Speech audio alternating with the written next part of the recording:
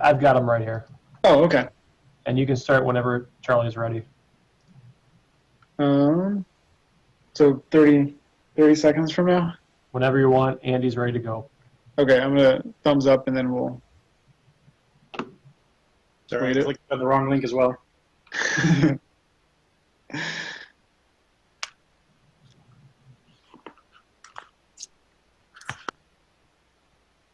You can go when you're ready, Luke. We're good. Awesome. I need a gavel still, but I will call to order the meeting of the Verona Common Council for Monday, June 22nd, 2020 at 7:03 p.m. We'll begin with the roll. Alderperson Cronin. Present. Alderperson Journey. Present. Alderperson Kemp. Here. Alderperson Posey. Here. Alderperson Reiki. Here. Alderperson Ryan. Here. Alderperson Touche. Present. Alderperson Cole is absent and excused. All right. Next, we'll move on to item 3, which is public comment. Mr. Sayre, I understand we have a few people who've registered for public comment. We do. So first up will be Sam. Okay. And thank you for putting your hand up.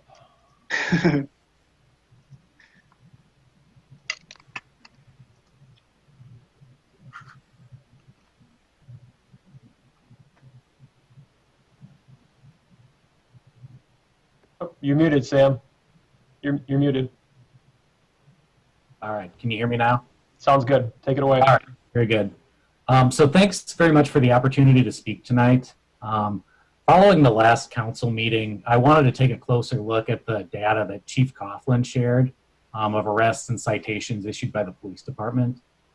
Specifically, what I wanted to look at was the number of arrests by race to the demographic makeup of the city as a whole. And the result of that is the PDF and spreadsheet that I sent over to Adam. And I believe that's been shared with everybody. Is that okay? Cool.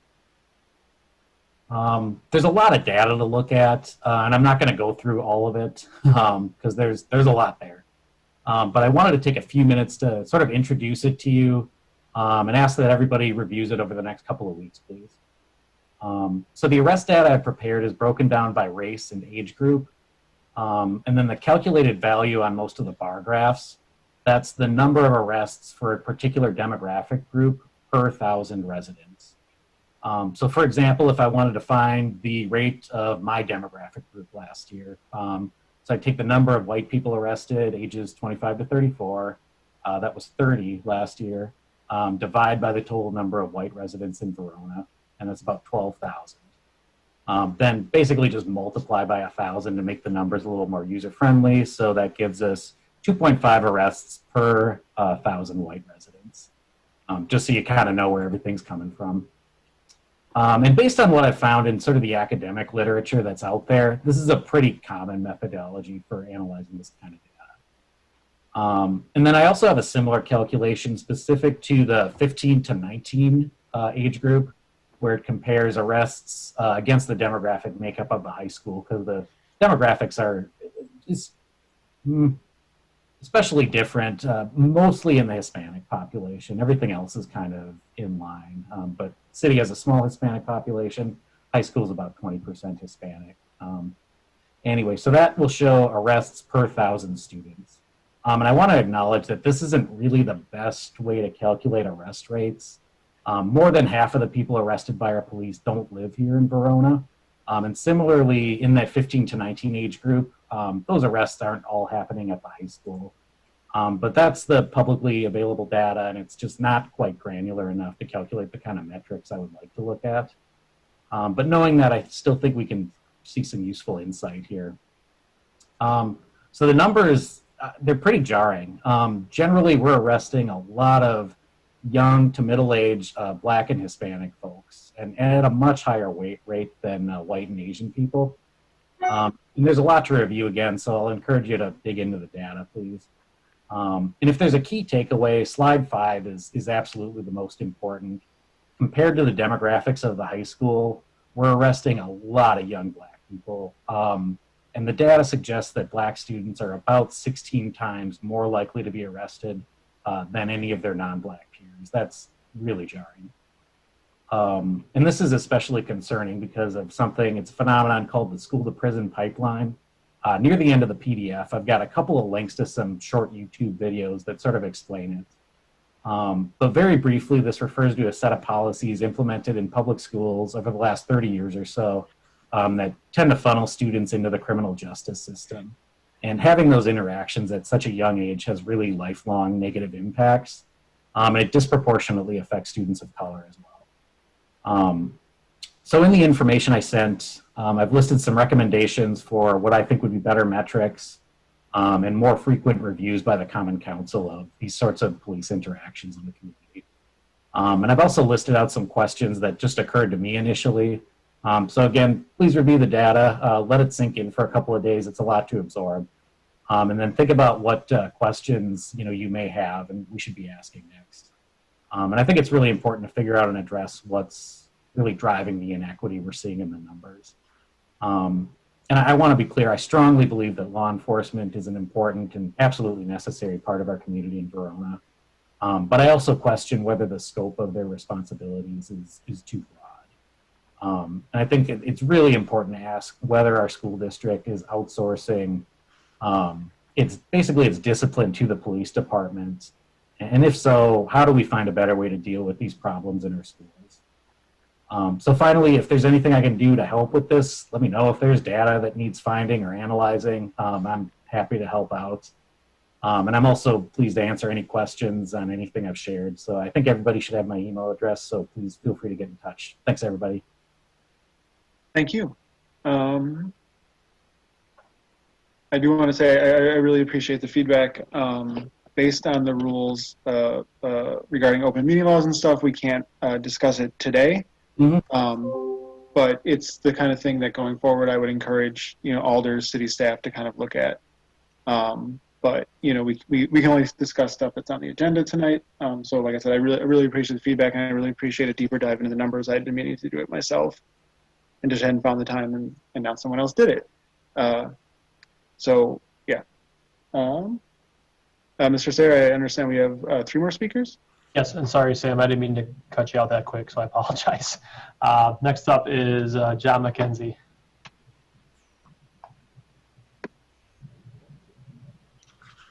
Thank you, John.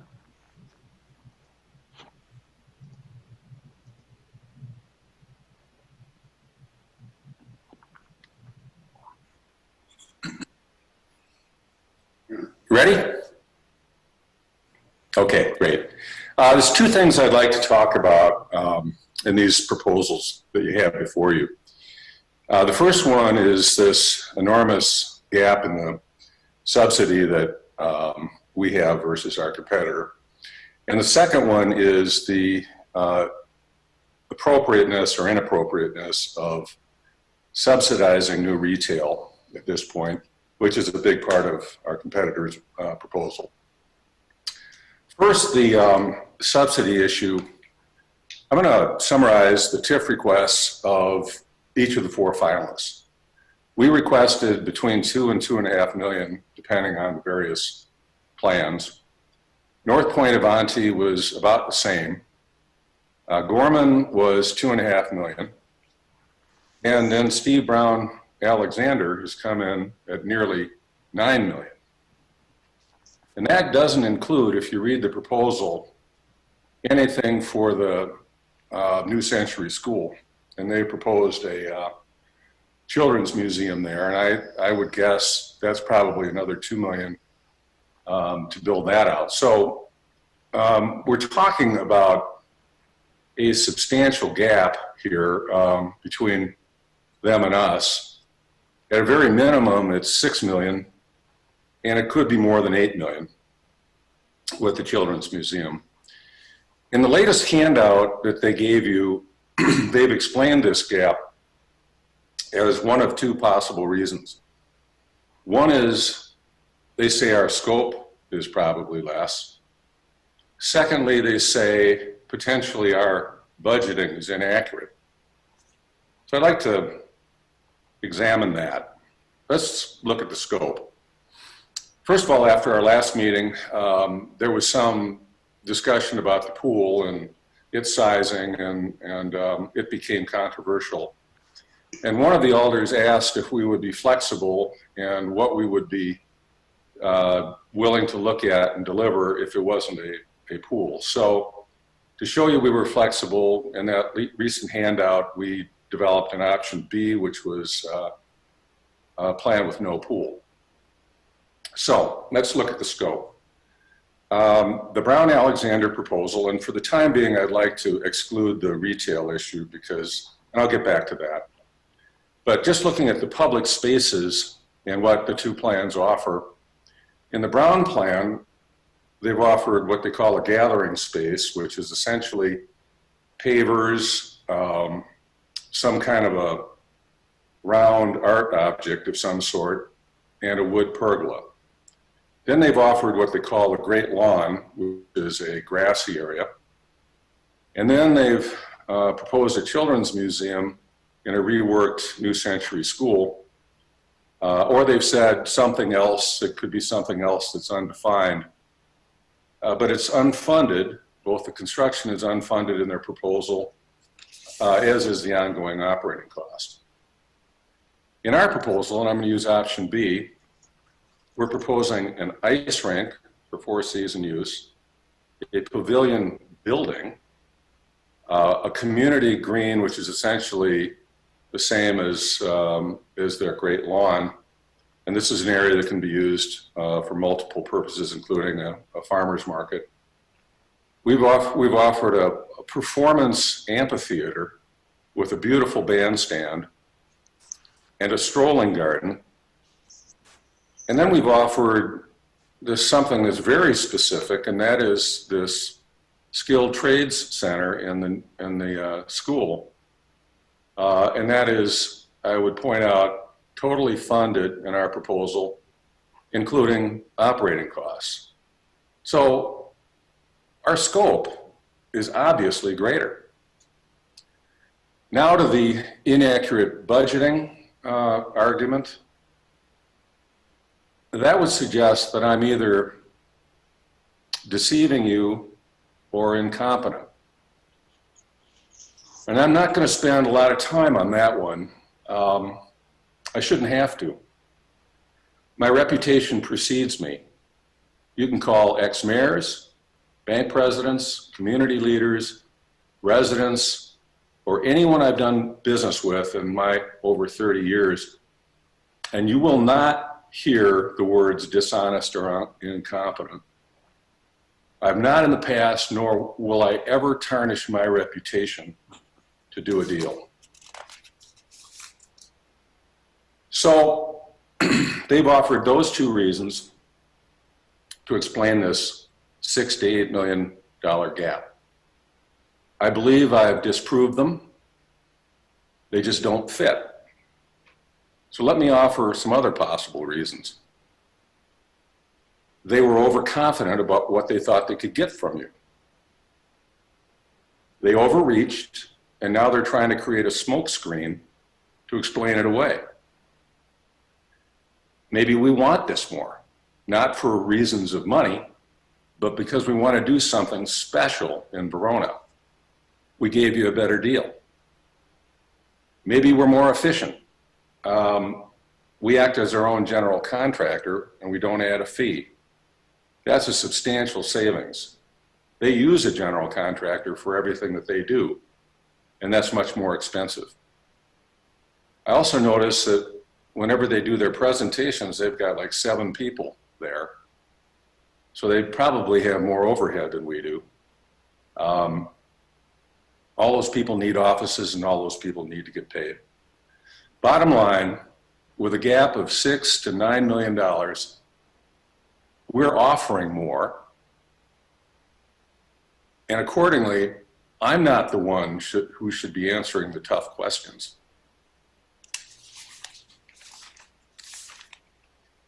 Okay, let's talk about the mixed use for a minute.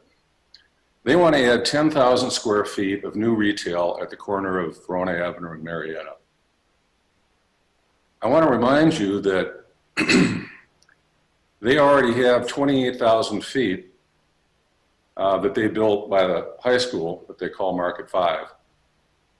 They're almost done with it, and it's almost all vacant. They have signed one lease to Summit Credit Union. Everything else is empty storefronts.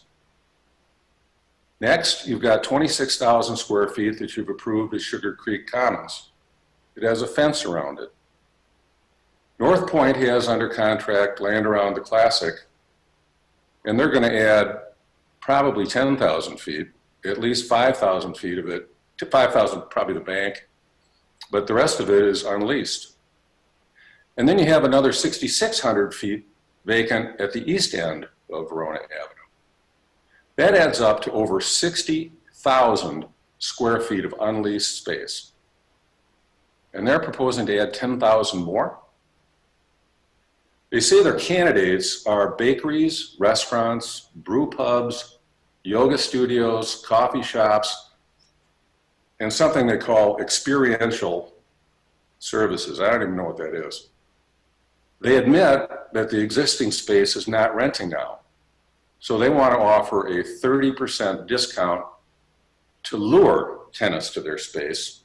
And they want Verona taxpayers to give them $750,000 to subsidize it. Let me ask you, is this fair to the other developments? And is this smart? When something's not working, why would you spend Verona taxpayer money to build more of it? What you want to do, in my opinion, is let the market absorb, prove its demand for what's out there now, and wait until later, when there is demand, then build the space without a subsidy.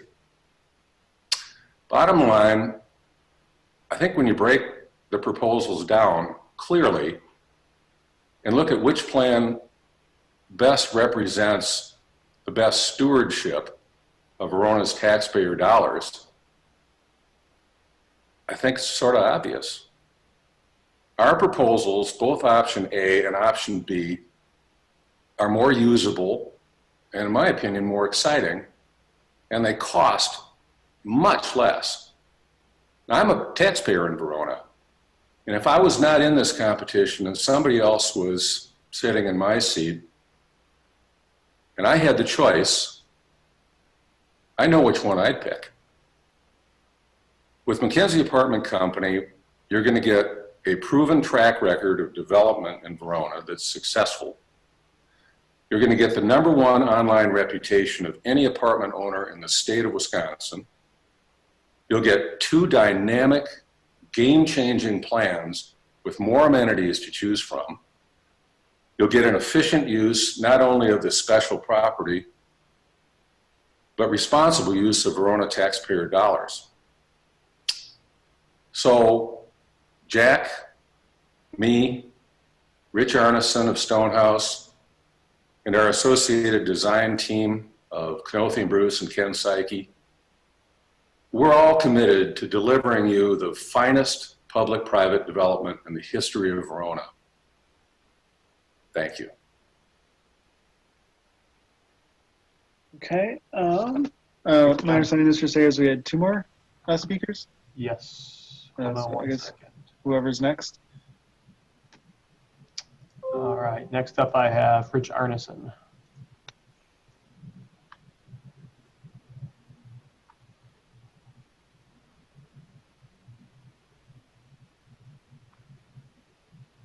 Hopefully.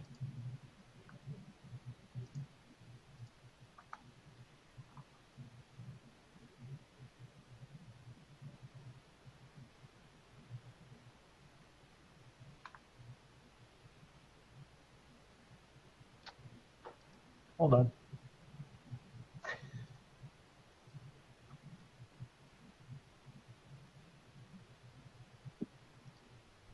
Can you hear me? Yes. And see you. Thanks. Sorry, my phone keeps crashing. Thank you. I'm not going to say a whole lot here. I just wanted to kind of recap what we talked about last meeting. Stonehouse Development has been developing affordable housing in Dane County, in Wisconsin, and Dane County and Madison for over 20 years, and we've done arguably some of the finest, we think, affordable housing projects in the area. We've received multiple awards. We would really like to concentrate on energy efficiency and have used solar and other super high efficiency and sustainable methods in all our developments, and we will continue to do that. So I'm happy to answer questions about that, but really what I wanted to just recap a little bit from last time was there was some confusion, I think, as to whether or not we were going to have 3 bedrooms or if there'd be three bedrooms in the development, and the answer is yes. In our 92 unit project, we would have approximately 16 3 bedrooms, and the way that we like to incorporate those is to have first floor entries, walk-up entries. So we typically will build a 2-story townhouse unit within the affordable housing project that has its own entrance. It's also connected to the common hallways and all the amenities of the development. But we feel with a larger family size, it's really important to have access to direct access to the outdoors. So they're almost like little condo units within the project, being two-story townhouses. So we're very excited about this development. We think it'll be a phenomenal project, and we're looking forward to working on it. So that's all I had. I'm happy to answer questions. Thank you. Since it was mentioned, any questions for the speaker? Alder Journey.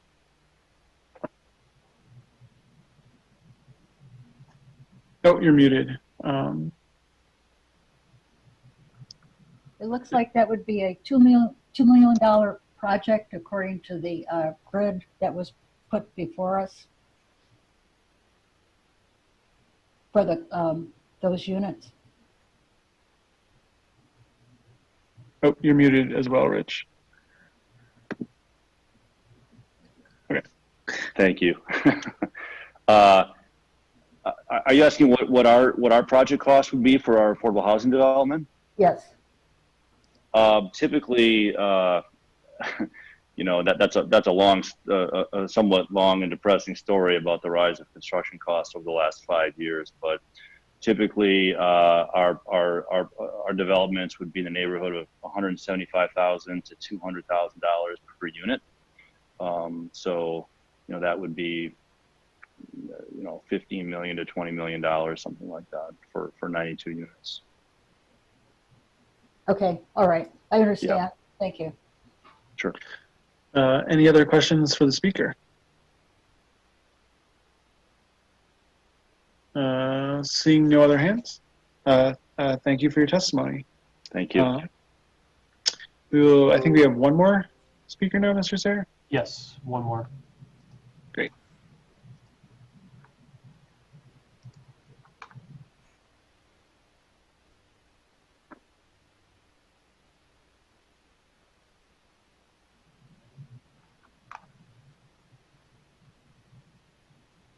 Ready to go? No, don't see your video, Brian. Let's see here. Video, start video. There we All go. right. We're good. All right. Well, thank you. Good evening. Thank you for the opportunity to discuss the Steve Brown Alexander proposal tonight. Again, my name's Brian Munson. I'm principal with the urban planning firm Vanderwall & Associates. And we were hired by the team to master plan the proposal based on our experience of working for municipalities throughout the U.S. In short, our experience is implementing the exact project you're trying to achieve, both from a public and private client sense. And our approach was to create a project that would be more than just housing, rather focusing on creating a catalytic project to support downtown that celebrates the history of the site and energizes the neighborhood and the entire city. And we've been diligently working through this approach to deliver a complete and well-crafted response that addresses all the requirements of the RFP. We've been consistent and transparent in describing every aspect of our vision, from how it balances the housing options, density, and tax base in relationship to the existing and proposed character of the neighborhood, integrating a year-round public destination in support of downtown, creating walkable mixed-use retail that extends downtown, and of course committing to preserve the history of the New Century School for public use. Due to this diligent approach, we've not had to change our proposal, and we've maintained our belief that this vision represents a compelling future for the site and is in alignment with your comprehensive plan and downtown plan. And While we appreciate the other proposal attempts to implement retail without any responsibility, the retail proposed in our project is an integrated component to it that really balances all of the pieces of the project to become feasible. Simply put, the historic school, public gathering space, programming space, housing, and retail all work together. This retail is not a standalone aspect of our proposal, and it's really designed to connect and extend and build upon the framework of downtown. Furthermore, the scale of the overall project is what allows us to position the retail at below market rents to attract downtown supporting merchants. And this is a technique that we've used in numerous communities to create additions to downtown and create that synergy between adjoining properties in a way that standalone retail can't. The gap that was referred to represents a realistic financial projection of the feasibility for the site.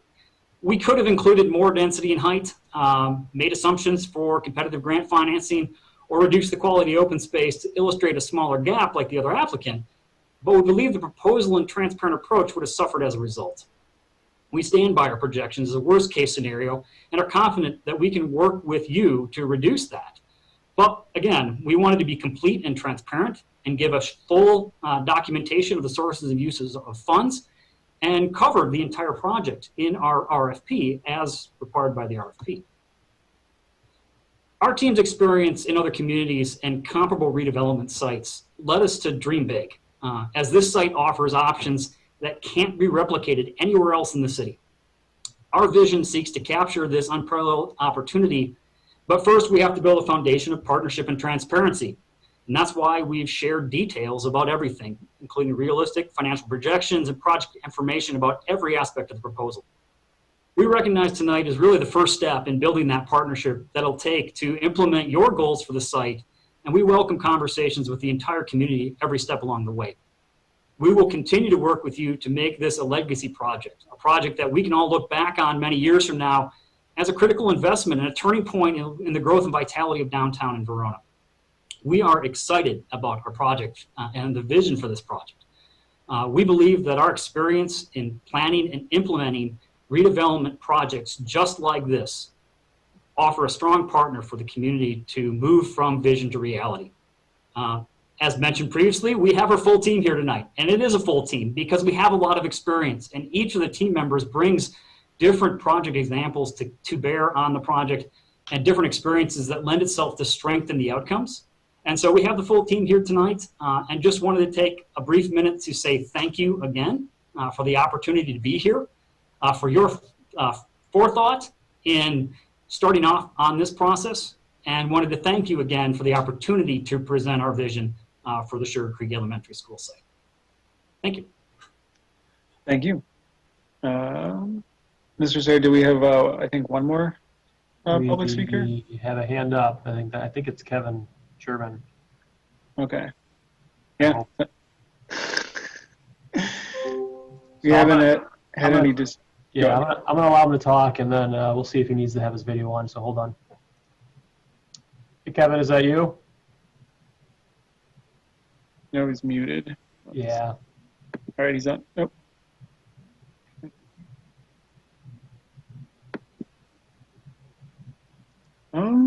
Won't let me unmute him. Hold on one second. We'll do it this way instead. So he's in the panel now. Okay.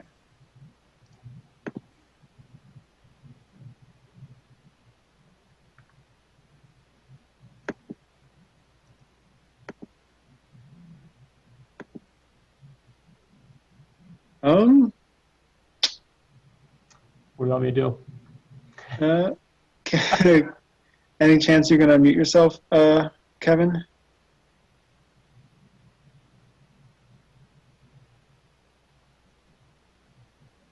I don't. Adam, can you can you try to unmute him? I can't. It won't work on my.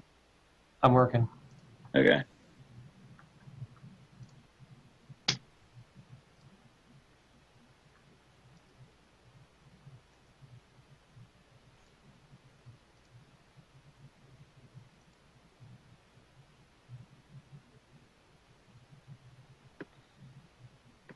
Not going too well.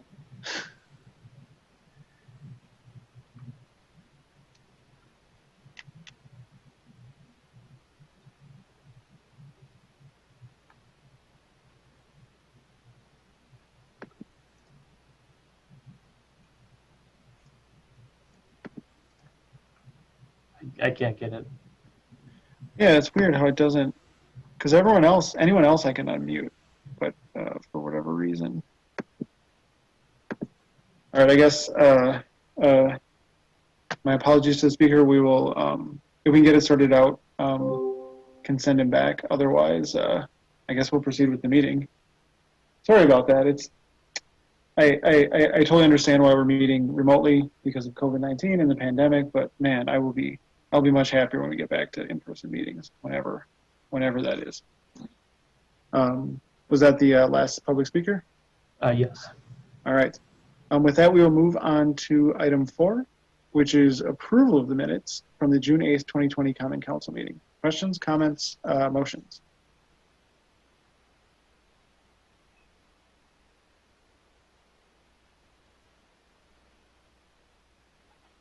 Move to approve the minutes. Thank you. Motion by Alder Cronin. Is there a second? Second. Seconded by Alder Kemp. Last chance for corrections to the minutes.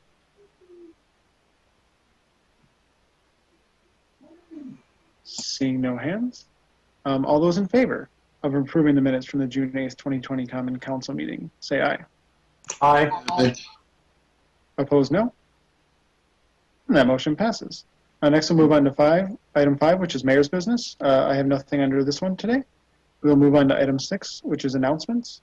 Any announcements from the council or city staff?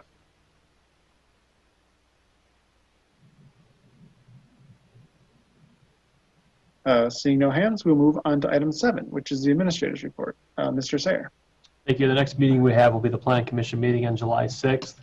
A few COVID updates. As we move out of phase 2, we are making some changes and adjustments to city buildings. At the library reopened to the public with limited services on June 15th. The public can pick up library materials on hold, browse new books, and use computers, copiers, fax machines, printers, and Wi-Fi. Curbside pickup is still being offered. Visitors are encouraged to wear masks. The current library hours have been slightly reduced from the normal hours, and they currently are Monday through Thursday, 9 to 7 p.m., 9 to 6 p.m. on Fridays, and on Saturdays from 9 to 4 p.m. At City Hall and Public Works, we're targeting right now a July 6th of reopening to the public with social distancing and protective plastic barriers. So that is currently our plan for both City Hall and the Public Works building. The Senior Center is anticipating a limited reopening in July on an appointment-based scheduling service. So if someone's going to be going to the Senior Center, they need to make an appointment. And some of those items they may offer, for example, is foot care. Stephanie, the Senior Center Director, is looking at options right now and working through those. And then finally, the splash pad at Fireman's Beach. The splash pad was reopened on June 15th. My report said July. I apologize for that. And Fireman's Beach was reopened on June 20th this past Saturday. So those both reopened a week ago for the splash pad and this past Saturday for the beach. We're going to monitor the crowds closely, both the splash pad and the beach, and we'll make changes if necessary, if it becomes too crowded or if there are issues there. Once again, as a reminder, the August council meeting is being moved to August 12th. That's the Wednesday. That's because of the election. So once again, just make sure you mark your calendars. And once again, we still have the census is ongoing. Wisconsin is second in the United States. Minnesota is leading with 71%. Wisconsin is in second place, so at 68.5%. So if you hear of anyone who has not filled out the census, once again, please encourage them to do so. It's easy to do. They can mail it in, they can call it in, or the easiest way is to go online and just fill it out online. With that, I'd be happy to answer any questions from the council. Thank you. Any questions for Mr. Sayer on the administrator's report?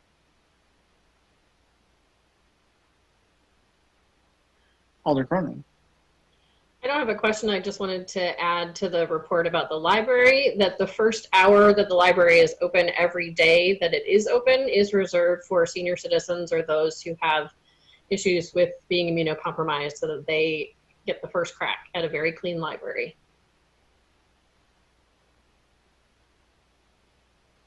Other questions for Mr. Sayer?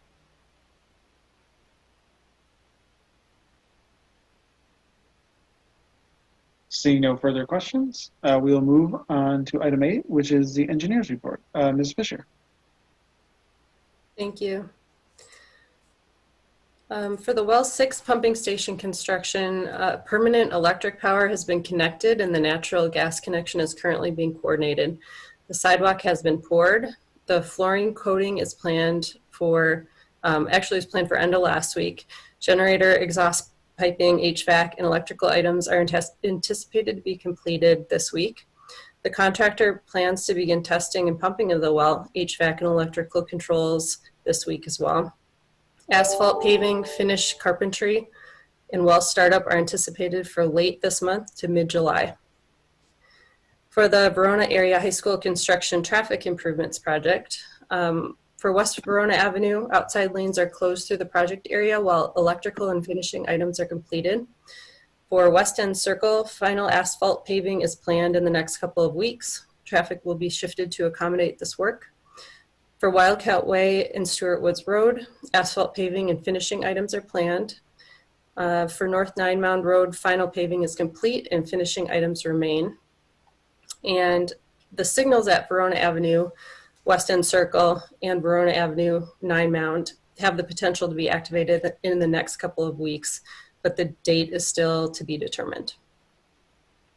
For the County Highway PD construction from Woods Road to County Highway M, during this week, the lower layer of asphalt paving is scheduled to be completed for the new westbound lanes. Traffic will then be split and median lane closures will occur to begin the removal of the traffic crossovers at each end of the project. Then median work can begin in those locations, including excavation, crushed aggregate base course, concrete curb and gutter, and asphalt paving. Once median work is completed, traffic will be moved to the median lanes so that the remaining work along the outside lanes can be completed. For Liberty Park Phase 4 construction, the excavation of subbase and placement of base course has been completed on the south side of Wayland. The electrical utility lines are in progress as of middle of last week. The curb pour is scheduled for this week. For the 2020 asphalt rehabilitation project, this project consists of replacing the asphalt surface on Northern Lights Road between Epic Staff Park A and Epic Staff Park B. And originally this work was planned to start last weekend, starting on Friday, but due to the anticipated rain at the time, they rescheduled that so that it will start, pending weather, this Friday, June 26th, and paving will be finished on Saturday, June 27th. Northern Lights Road will be closed at that time from Breckenridge Road to Nine Mound Road during the weekend work.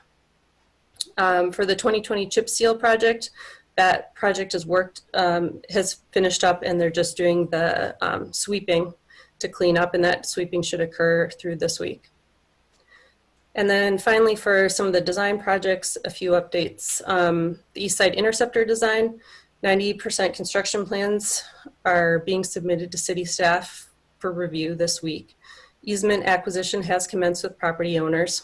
Permits have been submitted to the Wisconsin DNR, and comments are being addressed by the consultant, SEH. Coordination with Dane County and Ice Age Trail are continuing. And finally, the Lincoln Street Stormwater Facility design. Final design is kicking off this week and will involve a combination of staff from Brown and Caldwell and AECom to finalize the pond design and modeling, pond embankment design and permitting, and then the corresponding hydraulic and water quality modeling. So with that, I can take any questions. Thank you for that report. Any questions on the engineer's report?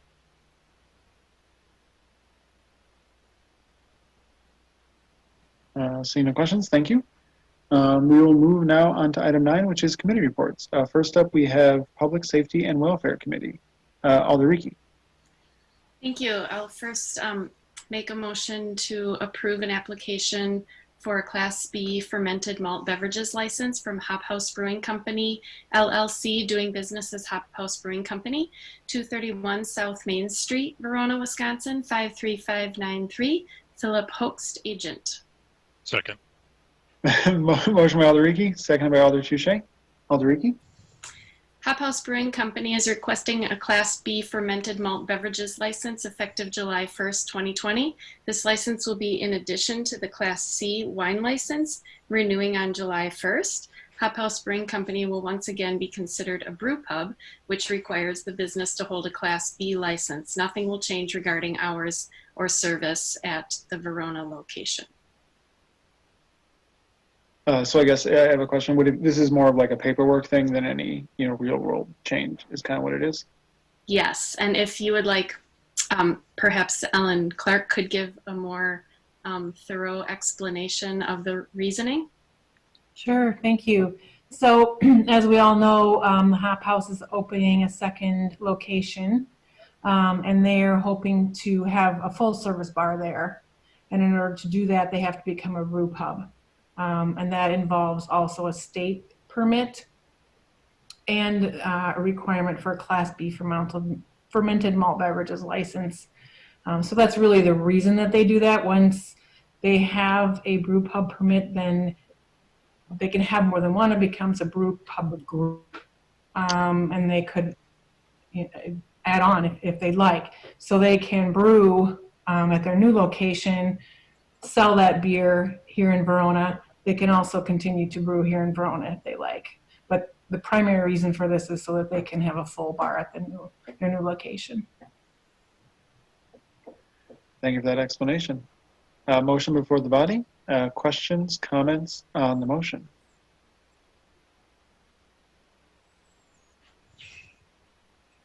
Seeing no further discussion, all those in favor of granting the application for a Class B fermented malt beverage license for Hop House Brewing Company, 231 South Main Street, Verona, Wisconsin, 53593, with Philip Hosch as agent, say aye. Aye. Opposed, no. And that motion passes. Alder Rieke.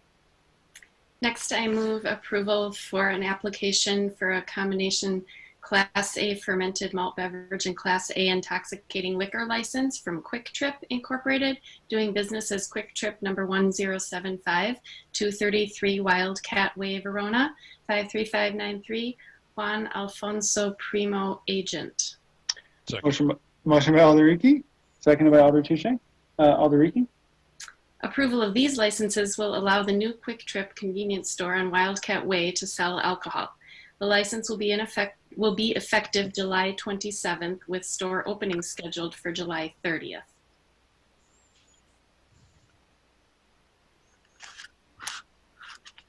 Thank you for that explanation. Questions, comments on the motion?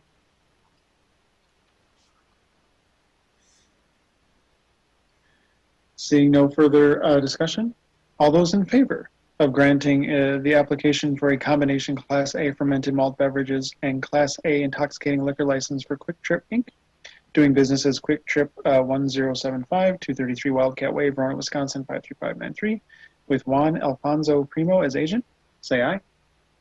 Aye. Opposed, no. And that motion passes. Alder Rieke. I move approval for an application for a cigarette and tobacco products retail license for Quiktrip Inc., doing business as Quiktrip number 1075, 233 Wildcat Way, Verona, Wisconsin, 53593.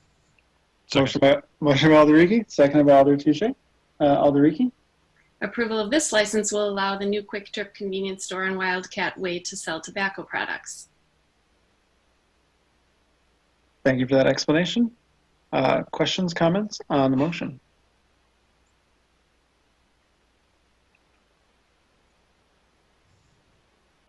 Seeing no further discussion, all those in favor of granting an application for a cigarette and tobacco product retail license for Quiktrip Inc., doing business as Quiktrip 1075 at 233 Wildcat Way, Verona, Wisconsin, 53593, say aye.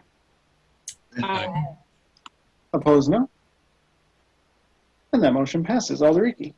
I make a motion to approve a temporary premises description amendment for Tavern and Bar LLC, doing business as Cahoots, 102 West Railroad Street, Verona, Wisconsin, 53593, contingent upon police inspection, installation of a 4-foot tall metal fence, and access to the fenced area through the building only. Motion by Alder Rieke. Is there a second? Second. Seconded by Alder Touche. Alder Rieke. The explanation for this is that Tavern and Bar LLC has applied for a temporary premises description amendment to include a portion of the front parking lot. This will allow them to serve more customers while adhering to the required social distancing guidelines. The amendment will be effective through October 1st, 2020. There would be no music or amplification included in this. They will be open until 10 p.m. as are other establishments. There will be surveillance cameras and visibility through windows of the bar, and they've agreed to have the fencing be a little closer to the building than in the original drawing. Thank you for that explanation. Questions, comments on the motion?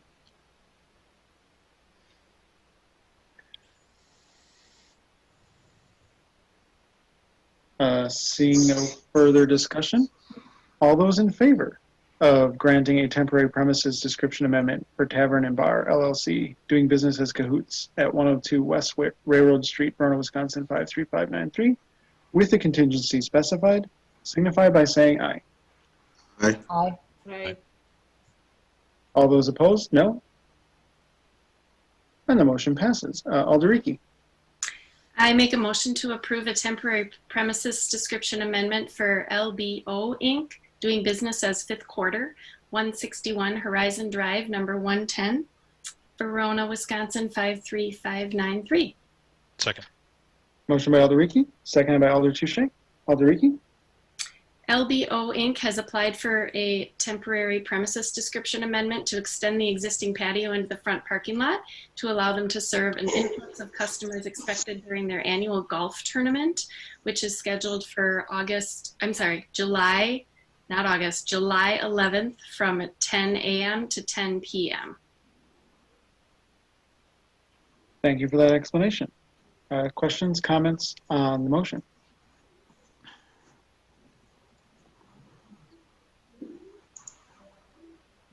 Seeing no further discussion, all those in favor of granting a temporary premises description amendment for LBO Inc., doing business as Fifth Quarter at 161 Horizon Drive, number 110, Verona, Wisconsin 53593, say aye.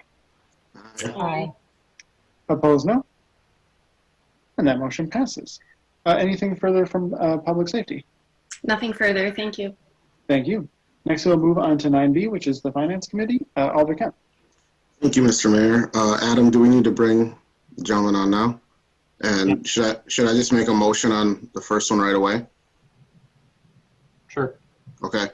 First, I'm going to make a motion regarding the acceptance of City 2019 financial statements, the presentation by Baker Tilly. Motion by Alder Kemp. Is there a second? Second. Second by Alder Cronin. All right. I think Adam's working to bring the gentleman on, Okay. and everyone else for that matter. The team. All right. All right, are we set to go?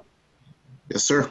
Okay, thank you very much for having us here this evening, albeit remote. We appreciate you making us a part of this discussion, and I always enjoy meeting with you. I'm not here alone, as you can see. Jody Dobson, who is a partner on the utility side of the audit, is here, and we're going to share this this information tonight. And also Vasavi Joshi, and Vasavi has been at council meetings in the past as well, and she works closely with me as we audit through the governmental funds side of the audit. So before we jump into the materials, and I'm going to share my screen, I just want to mention a couple of things. We did our audit the week of March 16th. And that's, you know, not a particular interest in most years. This year it was definitely different because on Friday, March 13th, our office shut down. And so we worked really closely with Brian and his team to make sure that the audit was still done. We've been doing remote audits ever since with a lot of success. But it takes a lot of coordination, a lot of communication, touch points every day and throughout the day, prioritize items. And Brian was at the front of that. And so kudos to him for working closely with us. We got through everything. We issued drafts, you know, not too long after, and finals on May 11th, which is really close to what we've always done for the city. So again, thank you very much to Brian and his team for working with us to make this audit a success again. One of the main reasons you hire us is to issue an opinion on your financial statements. And we issued what we call an unmodified opinion, which means your statements are prepared according to the accounting rules, generally accepted accounting principles or GAAP. It's a very high level of assurance. We're not going to walk you through the financials. you should or you can receive a copy of them. I think they get posted on the city's website eventually as well. But we prepare some summary information that we're going to hit on as far as the numbers go at the end of these materials. The other document, now I'm going to share my screen.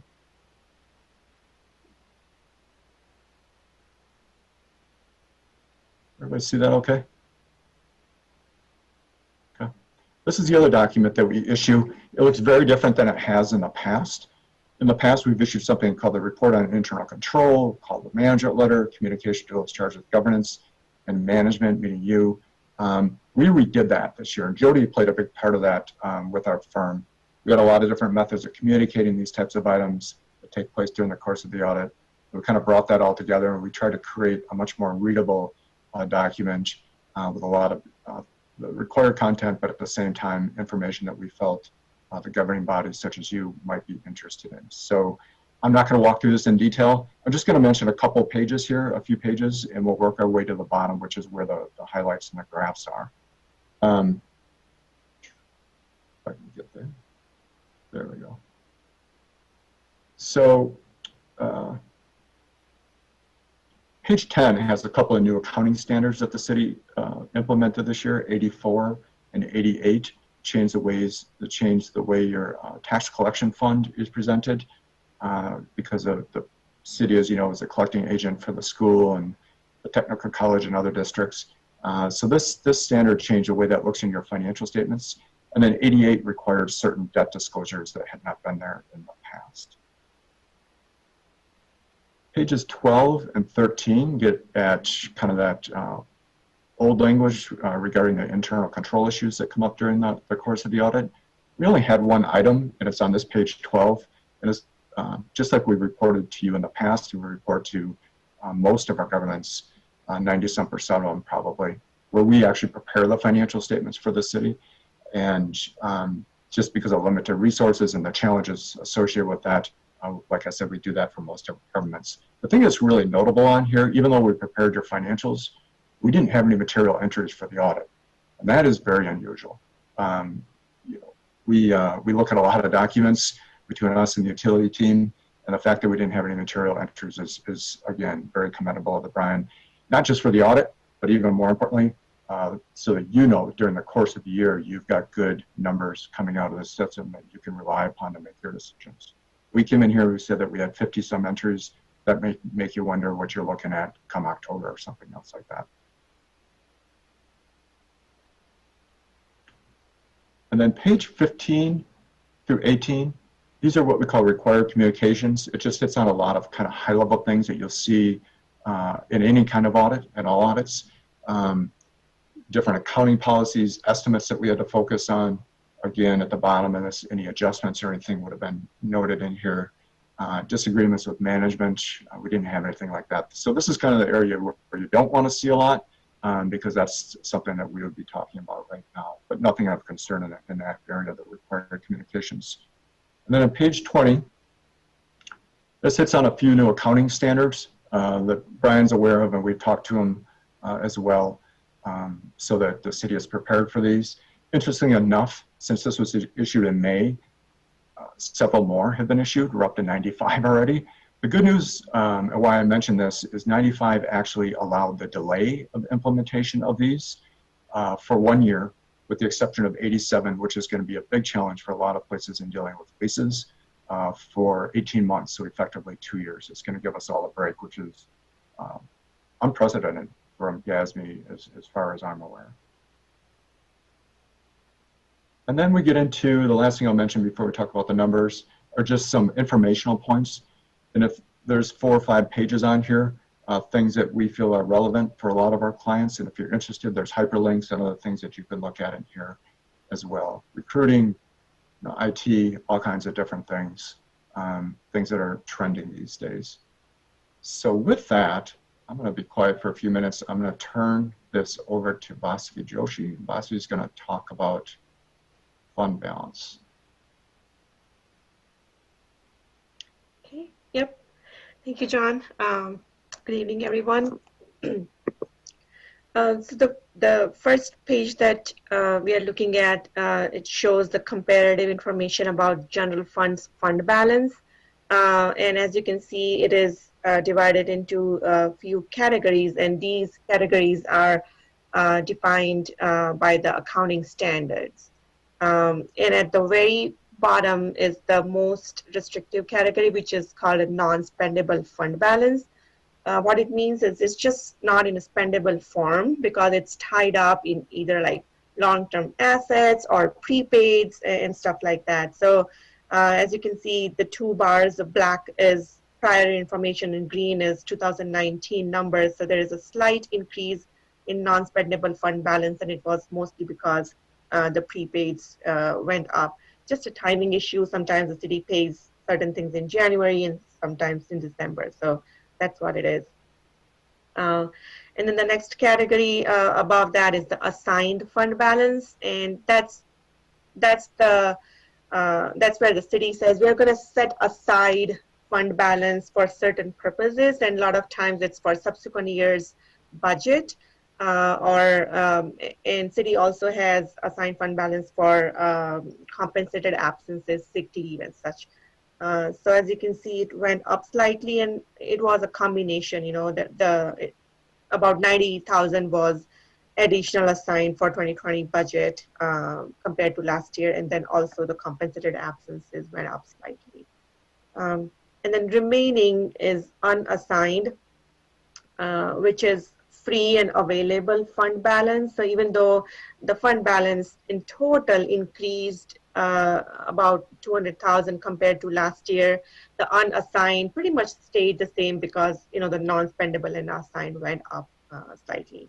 And if you want to look at the details of not only general funds fund balance, but where all the other funds are sitting, they are on page 51 of the financial statements. We have a nice table there that shows how all the fund balances look. Middle of this page shows the comparative information compared to the city's budget versus actual. So as you can see, the city was estimating a use of fund balance by about 460,000, but ended up being positive by about 200,000. So a swing of almost 600,000+. And both revenues and expenditures have positive variances. And mainly for revenues, it was because of investment income. You know, the interest rates were favorable in 19, so city has reasonably budgeted for it, but then exceeded budget for investment income. And for expenditures and other financing uses, a lot of the departments had savings. Almost every department had savings compared to budget, and that's where almost $500,000 of savings right there. So again, the details of all of that budget to actual is part of the financial statements around page 62 to 64. Next, so this is a trend information of the general fund's unassigned fund balance compared to the city's fund balance policy. The city has a policy to have this free or unrestricted fund balance between 15 to 25% of general funds budgeted expenditures. So as you can see, the orange line and the black lines, they are the, you know, where the city's policy minimum and maximum is, but then the graph above is where the city ended up being, which is definitely above the city's policy. And the blue dots are where some of the other communities similar to the city's size are. So as you can see, you know, cities right there with all the other communities and quite above the city's fund balance policy.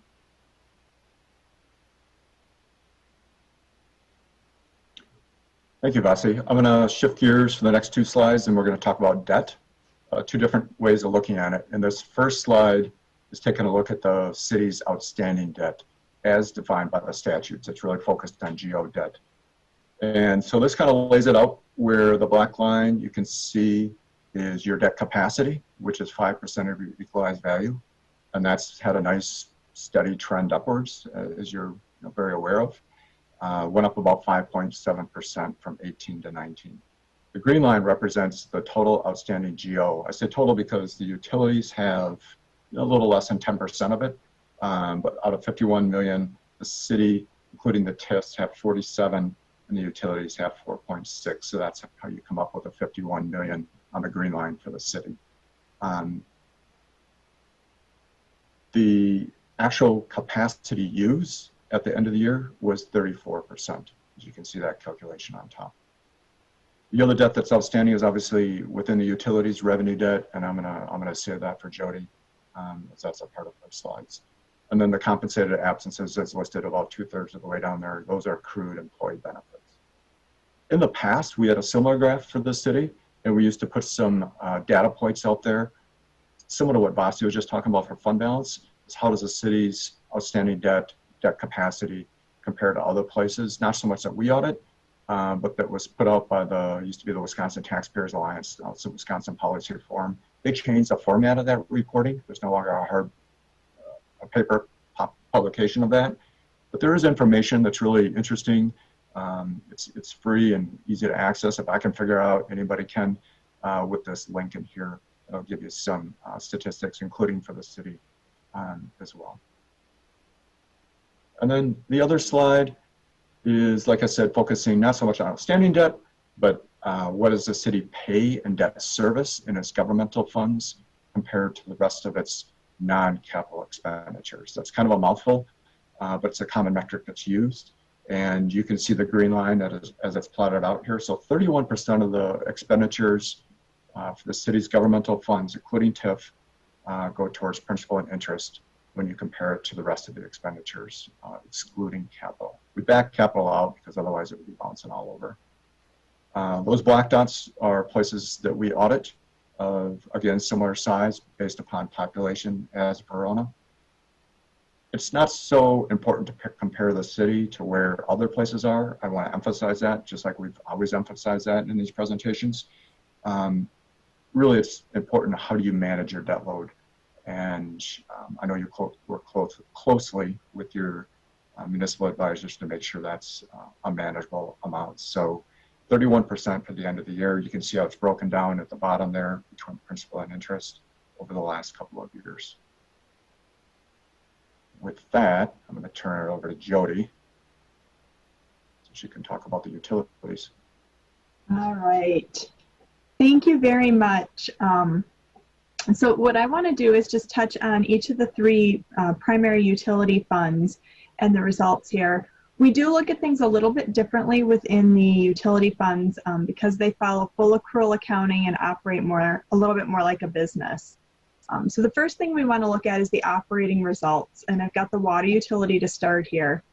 The water utility did have new rates in September of 2019, so we really won't see the full impact of that until 2020. But that combined with continued growth in the community caused our top line here, the green line of operating revenues, to increase from 2018 to 2019. At the same time, you know, some of your operating costs are going up as you increase your investment in infrastructure and have more customers to serve. But we see a pretty consistent margin there between the two. Moving to the middle of the page, the next item we always like to look at for utilities is the unrestricted cash reserves. And the Government Finance Officers Association would recommend a minimum of 3 months worth of reserves on hand. I think rating agencies often prefer to see 6 to 12 months of cash reserves on hand. So we can see here at the end of 2019, the water utility had almost 14 months on hand. Very strong cash reserve position. And that's been really stable over the last 5 years. A little bit of an up and down, which is normal, that you may build up 1 year and spend it in the next year on some capital projects or special projects, but no very large swings in there.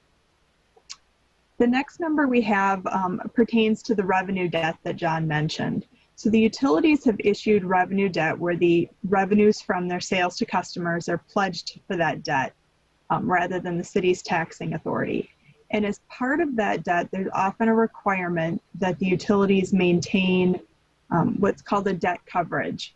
We're basically saying that the revenue stream coming in can pay the operating costs, and then the debt service At here, this case, it's 1.25 or 125% of the debt service. The idea is there to provide that little bit of comfort to the bondholders that if there was something unusual come up, you've got the ability to pay. This is actually a combined figure because some of the issues have been combined over the years between the water, sewer, and stormwater utilities. But we can see over the past 5 years, and especially the last 3 years, the actual coverage has been well above that minimum requirement. So that gives you flexibility if you were to need to issue revenue bonds. And then the last item I have here for the water utility at the bottom is showing the amount of the infrastructure, the capital assets that's financed through equity versus debt. And there's only about 8% that's financed with outstanding debt. So that is very low for the industry. So then if we go to the next page, we have similar information for the sewer utility. Starting at the top here, we can see that the actual operating expenses, including depreciation, have outpaced operating revenues over the last 5 years. The last 3 years, just by a little bit. Rates were actually adjusted last at the beginning of 2019, prior to this audit period. And really the largest expense for your sewer utility is the treatment cost from MMSD. So management is working at some processes to be able to monitor changes in those treatment costs and flow those through in a more efficient manner to the rates to make sure that those are being covered. But we do need to remember that those operating expenses include depreciation, which is a very large non-cash expense. Looking then in the middle of the page at the cash reserves for the sewer utility, again, we see very stable there, right around the 10 to 11 months worth of reserves on hand for 4 out of the last 5 years. So very positive there. And then looking at how much of the capital assets are financed through debt, I apologize here, the color bars seem to get a little skewed in the printing process, but the numbers are accurate. About 12% of the assets are financed with outstanding debt. So again, very low there. You know, we normally see anywhere from, I'll say 20 to 40 or 50% in utilities. So that's very positive. And then finally, the stormwater utility, which is your youngest utility. So again, here when we look at the operating revenues and expenses, we see the expenses are a little bit above the revenues, but that does include the depreciation expense, which is non-cash. So I know management has been working to monitor these rates. They were last adjusted in late 2018, but there's some processes going on right now to look at more of a long-range forecast on the stormwater utility as to what might be necessary, being very proactive in planning here.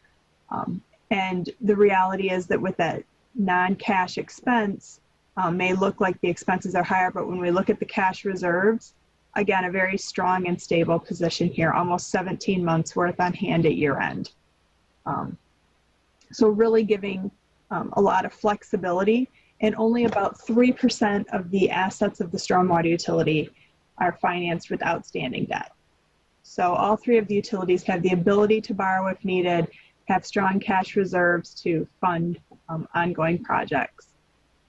Very positive results. So that's the end of our prepared highlights. I guess, you know, if there are any questions for John or Vasfi or myself, we'd be happy to answer those. Yeah, I have a couple, and then I'll see if anyone else does. I mean, could you, in generally, just bottom line, the city's overall fiscal health? I know you kind of got a lot of details and stuff, but could we get a brief summary too?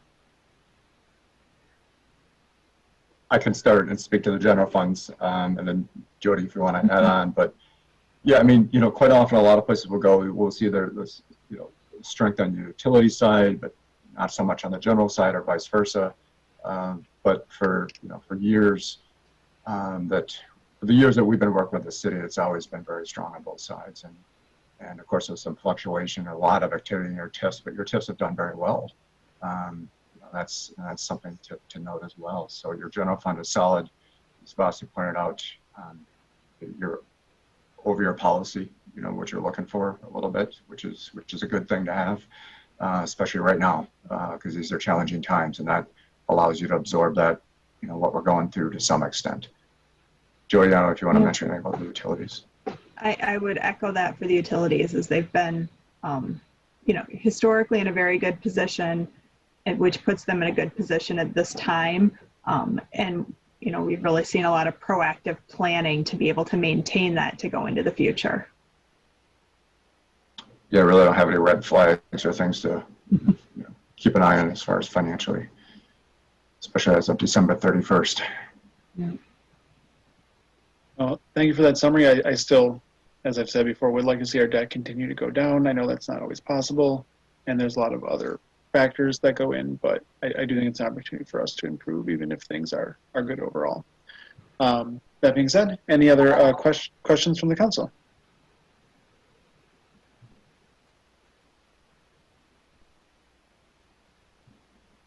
Last chance for questions? Not seeing any. Well, thank you guys very much. Thanks for having us. Thank you. Good night. Thank you. Good night. All right, so we have a motion to accept the 2019 financial statements by Baker Tilly. Questions, comments on the motion? Mr. Mayor, I don't believe we have a second yet. I believe Alder Cronin. Okay. Okay. All right. Any other discussion on the motion?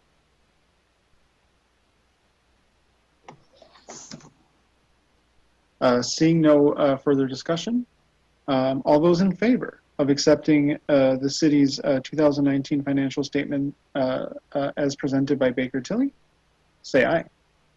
Aye. Opposed, no? And that motion passes. Alder Kemp. Thank you, Mr. Mayor. Item number 2 is a resolution number R-20-021, initial resolution authorizing general obligation bonds in an amount not to exceed $670,000 for street improvement projects. Motion by Alder Kemp. Is there a second? Second. Seconded by Alder Posey. Alder Kemp. Yes, Adam, I think there was another gentleman that was joining us for that as well. Is that correct or no? I've got Todd Taves. Todd has a short presentation that he'll be making to the council. All right, Mr. Taves. He's arriving. Good evening. Can you hear me? Yes. Okay, I'm going to share my screen, and as Adam said, I'm just going to quickly highlight a few of the items that were identified in the report that we included within your packet. I see I shared the wrong screen, but I can just flip to that page in the agenda.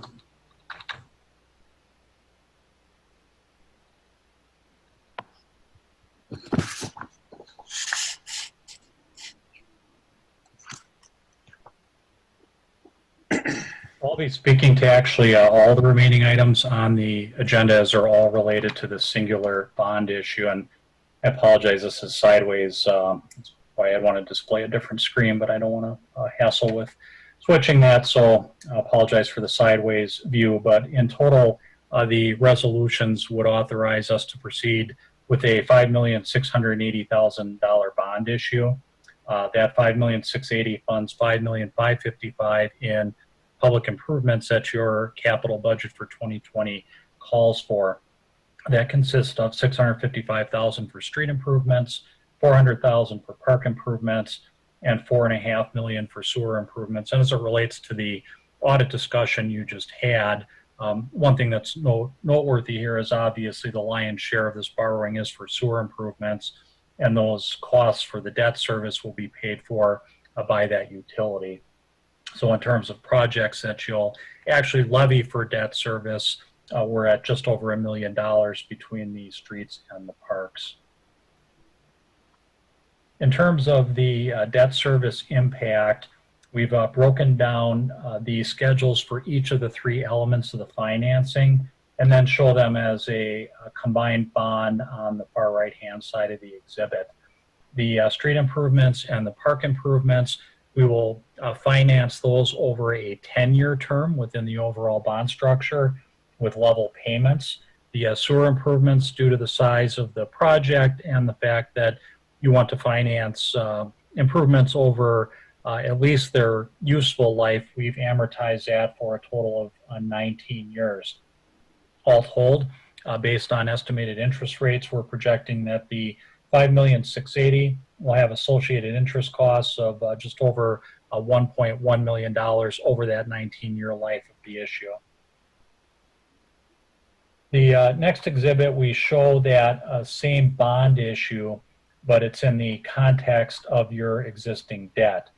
So we have a projection of equalized value, the total that you owe for general obligation debt service in each year, the amounts of TIF, utility, and other sources of revenue that you anticipate being available to offset debt service, and then express that as a projected tax rate per thousand of equalized value. For example, in 2020, it's at $1.47. In 2021, that will actually increase by 4 cents per thousand prior to the issuance of any additional debt. Center is the new issuance, and again, a significant portion of that will be offset by the sewer, and we come up with a net projected new levy for debt service. The estimate for 2021 is about $4.68 million, which is roughly a $300,000 total increase over the current year's debt service budget, but again, that factors in the fact that you already have an increase in your debt service requirement over last year before we add the new debt.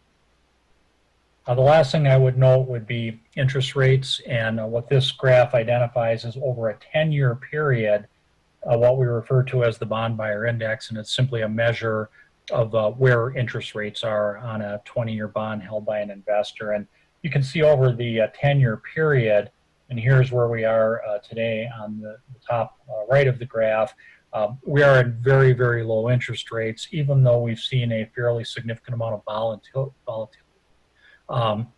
And one thing I would mention is even though we've seen rates kind of spiking up and down, that has really settled down a lot over the last 6 weeks, and we've been seeing very favorable interest rates. So as we head into the month of July, when these bonds will be sold by competitive sale, we will see what the market brings. But overall, it is an excellent time to be issuing debt in the capital markets right now. So again, the resolutions collectively will authorize us to move forward, and we will bring bids back to the council 1 month from tonight for your consideration and award. I'd be happy to answer any questions the council may have.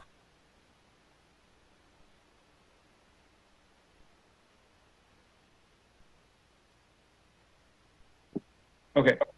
Thank you for that presentation. Any questions for Mr. Daves?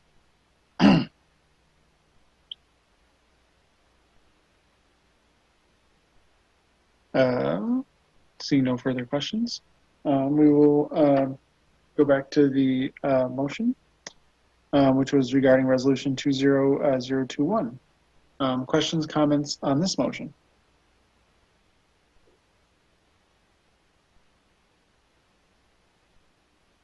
Seeing no further discussion, all those in favor of resolution number R-20-021, the initial resolution authorizing general obligation bonds in an amount not to exceed $770,000, or excuse me, $670,000 for street improvement projects, say aye. Aye. Aye. Opposed, no. And that motion passes. Alder Kemp. Yes, I'd like to make a motion regarding resolution number R-20-022, initial resolution authorizing general obligation bonds in an amount not to exceed $410,000 for parks and public ground projects. Motion by Alder Kemp. Is there a second? Second. Seconded by Alder Cronin. Alder Kemp. Again, Mr. Mayor, this is in continuation from the explanation that was given by Todd before. This is a project bonds that would be issued to assist in the improvement of the parks and the public grounds projects that we have on the table. You have heard the explanation. Questions, comments on the motion?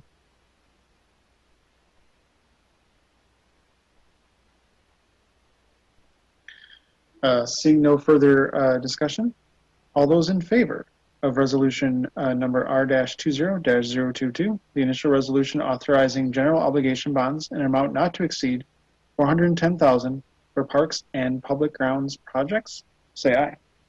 Aye. Aye. Opposed, no. And that motion passes. Alder Kemp. Yes, I'd like to make a motion regarding resolution number R-20-023, initial resolution authorizing general obligation bonds in an amount not to exceed $4,600,000 for sewage projects. Motion by Alder Kemp. Is there a second? Second. Seconded by Alder Posey. Alder Kemp. Again, in going with the previous explanation, this is just the bond that's going to be issued to collect funds to continue working on our upcoming sewage projects around the city of Verona. Yes, and if I might add, all this stuff was discussed during the budget process for this year, which took place last year, and this is more just bringing it to fruition. Correct. Just to clarify. Motion before the body. Questions, comments on the motion?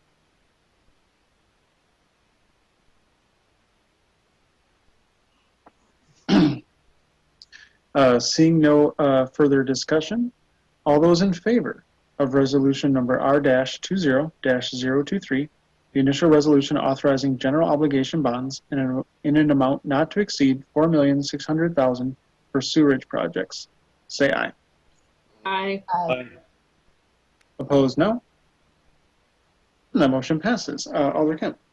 Yes, I'd like to make a motion regarding resolution number R-20-024, directing publication of the notice to electors relating to bond issues. Motion by Alder Kemp. Is there a second? Second. Seconded by Alder Cronin. Alder Kemp. Again, this is required publication for these bonds, so we have to, this is just another step in the process that we have to take. You have heard the explanation. Questions, comments on the motion?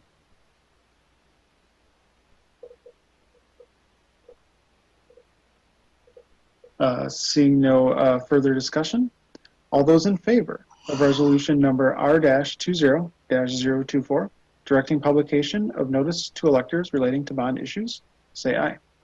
Aye. Aye. Opposed, no. And that motion passes. Alder Kemp. Oh, I'm sorry, Clerk Clark. I'm sorry, I missed the second. I have Alder Cronin. Thank you. All right. Next, number 6, I'd like to make a motion regarding resolution of R-20-025, providing for the sale of $5,680,000 general obligation corporate purpose bonds, Series 2020A. Motion by Alder Kemp. Is there a second? Second. Seconded by Alder Posey. Alder Kemp. Yes, this is obviously the final piece of the puzzle here, where we are essentially allowing the sale of corporate bonds in that amount titled there to pay for all of the things that we've discussed earlier. You've heard the explanation. Questions, comments on the motion?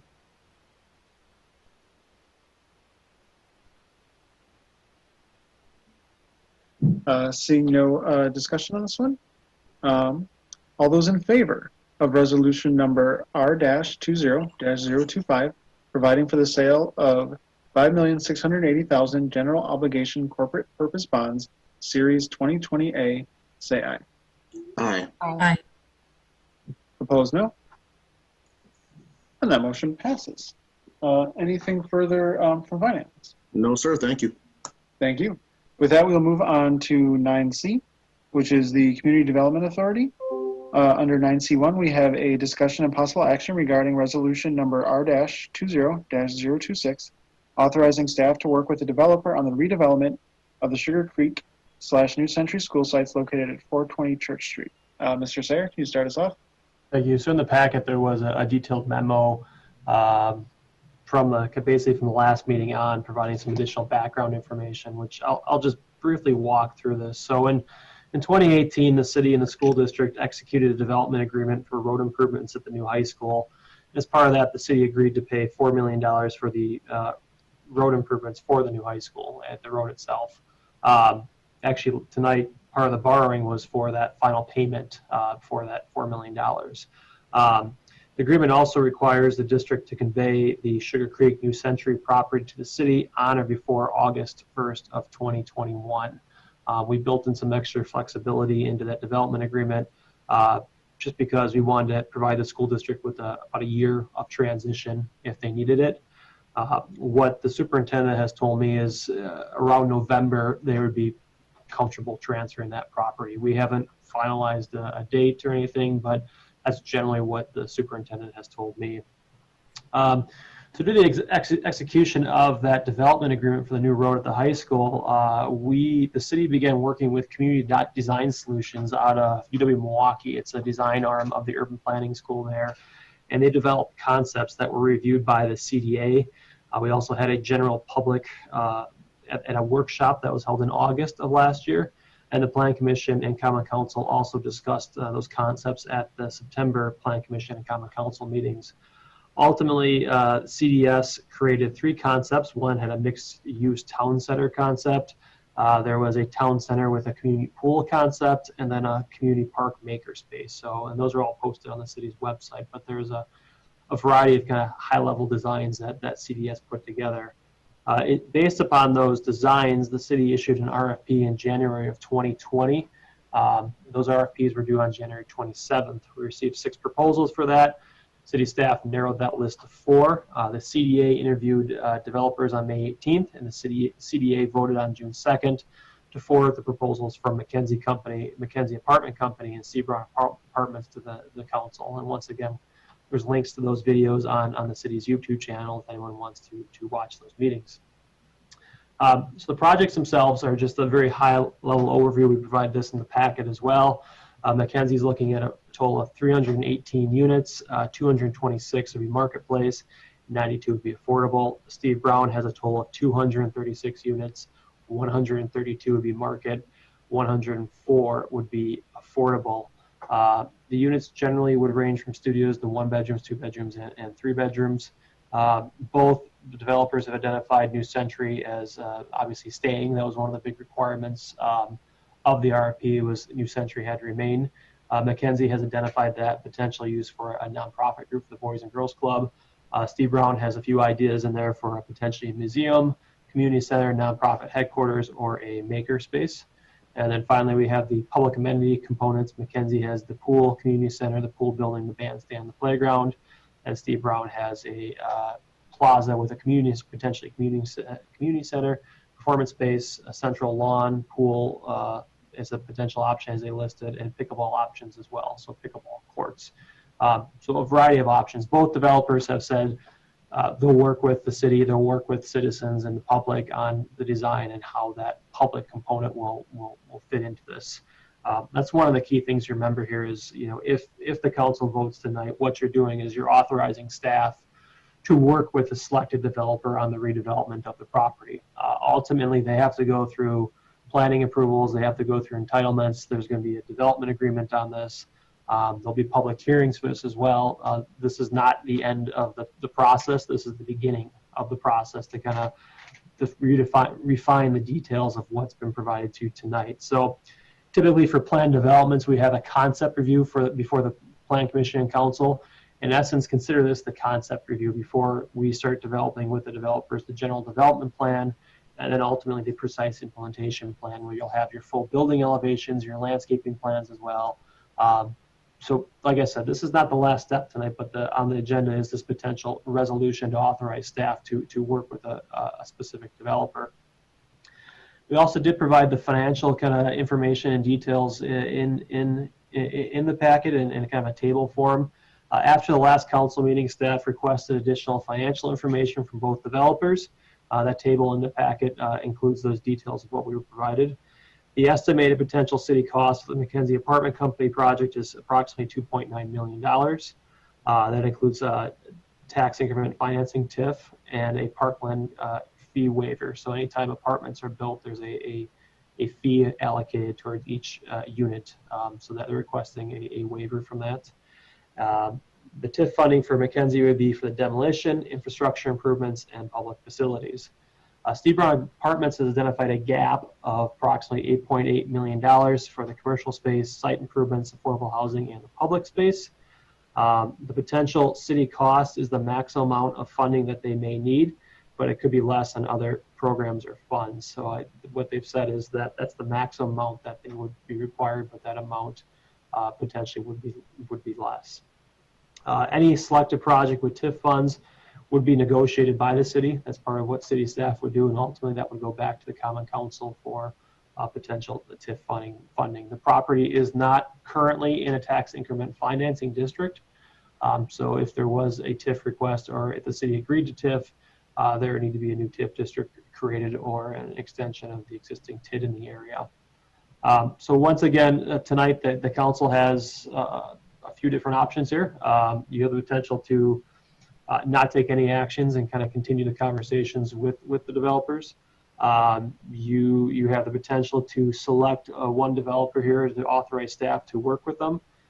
If you do select one, like I said, once again, we'll do a deeper dive into the finances. We work with Ellers, Todd Taves, who is here tonight. That's who we work directly with to actually analyze their financial information, take a look at their pro forma, and he'll help guide us kind of with the TIF request as well, and put together the spreadsheets and help back the numbers out.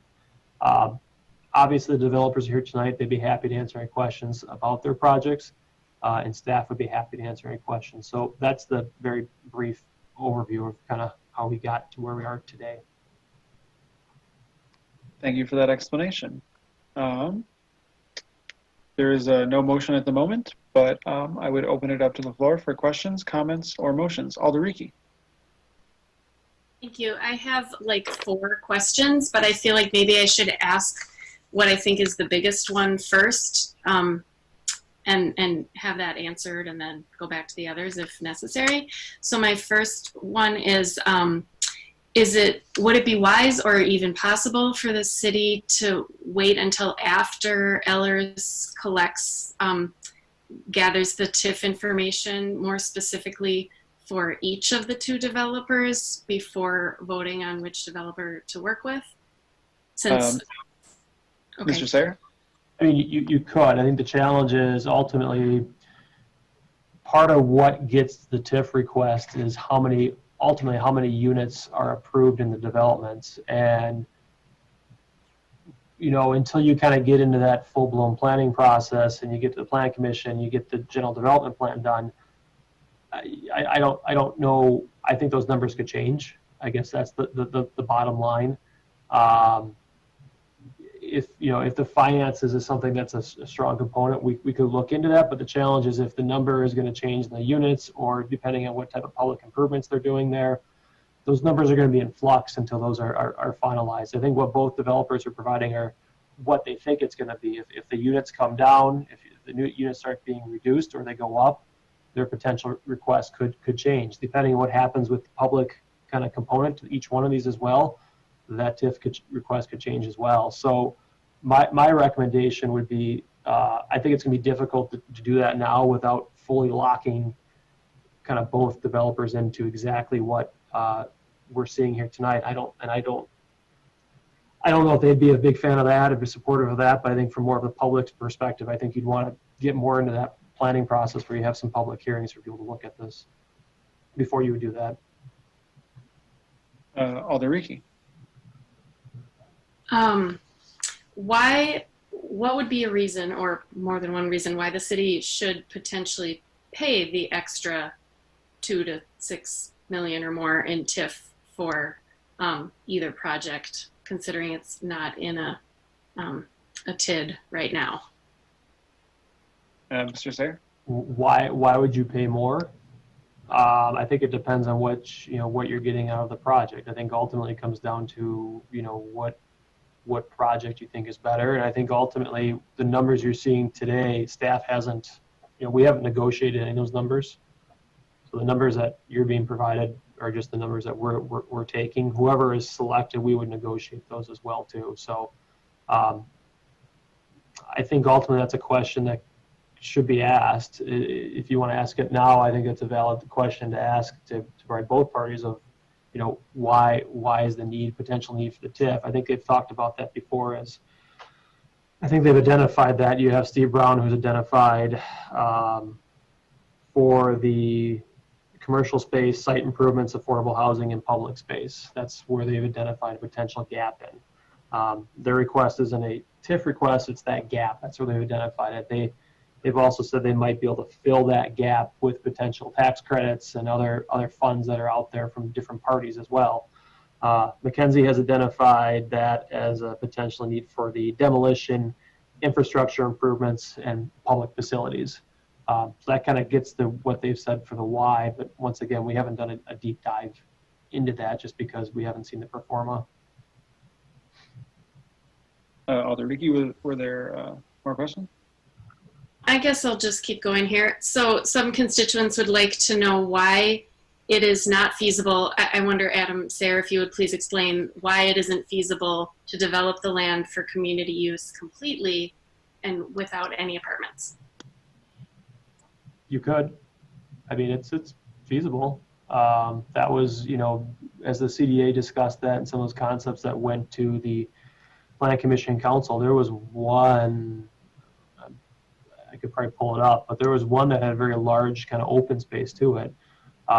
But that's always a possibility. The question you'd have is, how do you program that space? What would you use it for? It's a 12-acre site. It's a very sizable piece of property. But that's within the purview of the council. If the council chose to do that, they could. I will say that kind of throws out 6 to 9 months of work that staff has been doing on it, but that was definitely an option that was viable. The one struggle I'd have with, and we haven't talked much internally, but 12 acres is a very sizable piece of property. We could fill it, but is it going to be filled with athletic fields? Is that really the best use to activate adjacent to your downtown? I think the balance that the CDA and the RFP was trying to strike was having some larger type of public component that would activate the property, but then also putting people into it as well. Because ultimately, people will help support your downtown and people will help support the businesses in that area. But the council has full discretion. It's the city's going to acquire the property, so it's ultimately up to the council. Alder Ricky. So then I guess my last question is more of a specific explanation about why the city would essentially donate the land to the Brown Company, because they would be paying $0 for it. Well, I think ultimately both requests, I mean, I know Mackenzie has $77,000 for a purchase price to it, but they would still each would have a cost into it as well. Ultimately, the purchase price, whether it's 77 or 0 or $1 million, if there's a TIF component to it, it's the ultimate overall cost, not just the one piece to it, which is the purchase price. So it all factors in of what is the overall potential city cost, regardless of are you getting any money up front or not. I mean, that's kind of how we look at it, is not so much what the purchase price is, but what's the ultimate cost to the city. Why that factors into that TIF reason is why of there's public improvements, there's roads, there's the public component to these. That's kind of the why for both of these. All right. Further questions, comments, or motions? Alder Ryan. Thank you, Mr. Mayor. Mr. Sayre or whomever, can someone describe what the public hearing process looks like? I think the public are curious to know that, whomever we choose, if we do make a decision, what that process looks like. Sure. So there's two things. You have the formalized public hearing process, which is required by the ordinance, and then you potentially, I would recommend to whoever is selected to have more of a neighborhood meeting, which is not required by ordinance, but we advise developers to do that. So the process in the ordinance is for the general development plan. That's where zoning entitlements are granted. That's step 3 of 4 in the plan development process. There's a public hearing before the Plan Commission. We notify all property owners within 200 feet of the property. In this case, it's a very large property, and we're going to have a lot of people to notify. We also post a sign on the property, so we actually have these signs that we hammer into the ground that just notify people there's a public hearing on the property. We put that in the paper, and then we also do an email blast. We have a list online that when these projects come up, development projects, we send it out to people who have signed up to be notified. We repeat that exact same process as part of the last step of the plan development, which is the PIP, the Precise Implementation Plan. Once again, you have a public hearing before the Plan Commission, you have the notification of the neighbors, you have the sign put in the ground, you have the notice put in the paper, you have the email that goes out to everybody, and that's the legal process that would go through. I think in this case, and I think both developers have said it, they'd have an interest in working with kind of the public, of kind of helping look at that public space and just see what it looks like. So most likely you'd have some type of neighborhood meeting, whether it be some type of design meeting, whether it be just some type of open house. You know, that's probably generally up for debate of what the format would be, but that's something that staff would advise whoever the selected developer is to have one of those.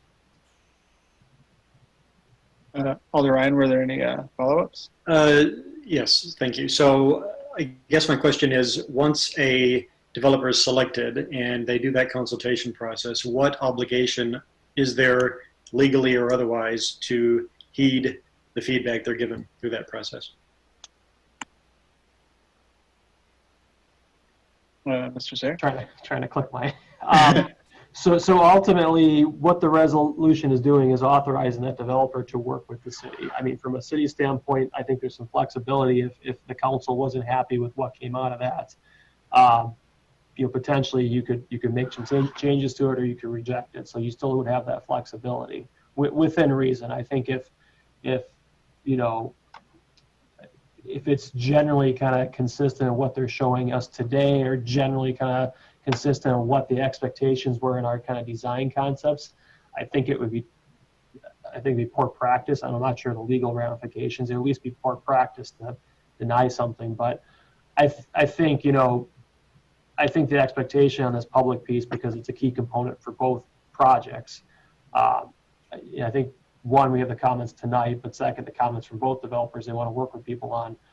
Assuming that happens and it turns out well, which I think either party could do that, hopefully it wouldn't be a problem. Now, I think if there is a drastic difference or some people upset, I think there would be potential to make some changes to it or figure out what happened, at least, of why it's not feasible. And maybe there's a good reason for it, but I think there's enough flexibility that we could work with either one of them to get what, for the most part, most of the public wants. Anything further, Alder Ryan? Just a last comment, I guess. So it would be fair to say, I think that you know, all parties would be operating in good faith in that if a decision were made tonight, that tonight's decision isn't the point of no return by way of you know, final iteration of the project. That, you know, what comes to be in reality may not be what we're looking at on paper for here tonight. I would just agree. It's going to be, I mean, the city isn't technically even going to gain possession of it until November, so it's at least 4 months. But yeah, it's going to be a long process. But anyways, further questions, comments, or motions? Alder Kemp. Thank you, Mr. Mayor. A couple questions, and I think this has been a point that people have been looking at quite a bit. And I have a few questions just so everyone's aware. One, you know, we're looking at least with the McKenzie proposal about having a pool on this site. And, you know, I'm involved in the swimming community. My kids swim. And I think the one thing that's important for everyone to realize is once we put something like that in there, you're pretty much stuck with it. So with that in mind, if we decided not to pursue a pool, I just want to know what the other alternatives are for the city of Verona, and should we decide to do a pool in the future. And with the illustration that we saw in our last meeting, are there other sites that are suitable that maybe make more sense than this one? Mr. Sayer. So I know I had sent out some information to the council, a couple different emails I'd sent out, but this is part of the phase 1 pool study that we did 2016, 2017. And part of that study, it showed a variety of sites. And this is kind of the main overview of sites that they potentially looked at, and I can kind of walk through a few of these sites. And there is some land potentially around Badger Ridge Middle School, which is now which will be Sugar Creek Elementary School, starting this fall. There's some land around the library. We did reach out to Dane County regarding this number 12, and Dane County had no interest in looking at that. We've got number 3 here, which is where the current softball fields are, just east of the ice arena. The challenge of that is it would potentially displace the softball users.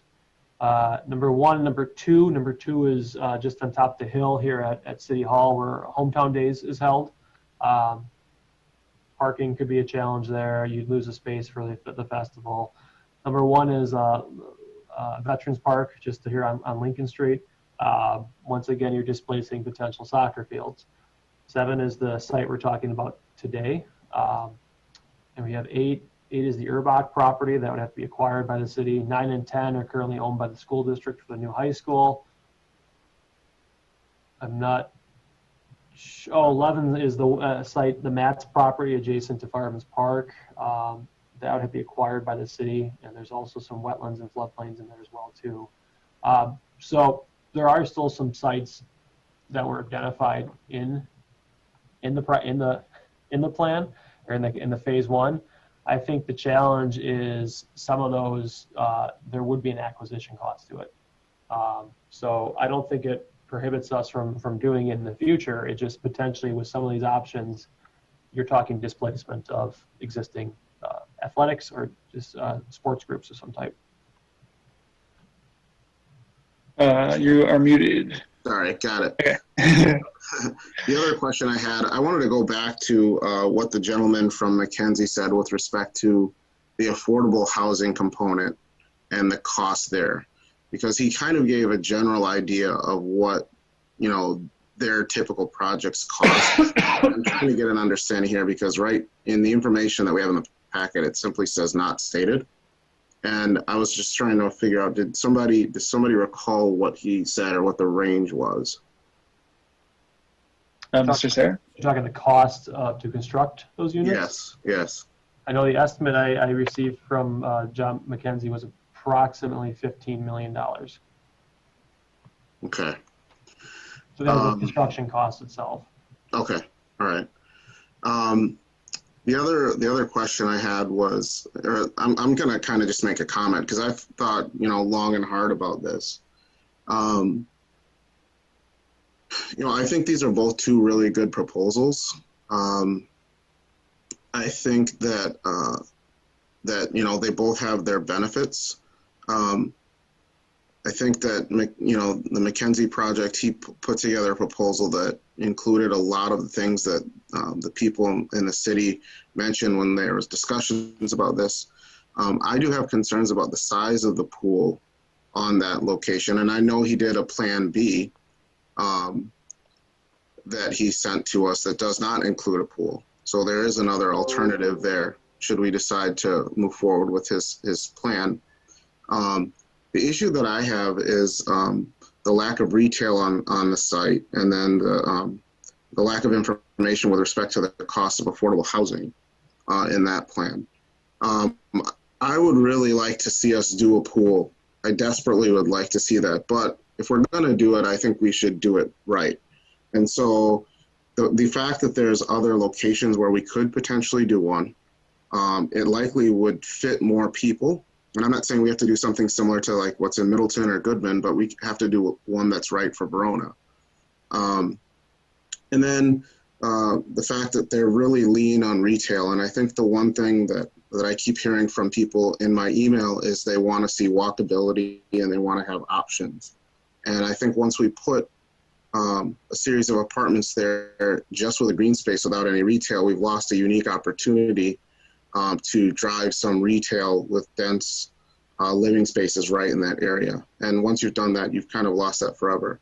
I understand we're dealing with COVID and people are concerned about retail and there are some empty spaces, but I don't think we're going to be in this situation forever. I think that we're likely to eventually get back to whatever normal is. And so I think we need to be thinking about what that looks like. Do we want to have an opportunity to have walkable retail space with things that are relatively close together in our downtown, while still preserving the opportunity to do a pool in the future? I don't think that's something that we should put away. So if I had to vote on it tonight, I would likely be supporting the Brown plan. Thank you. All right.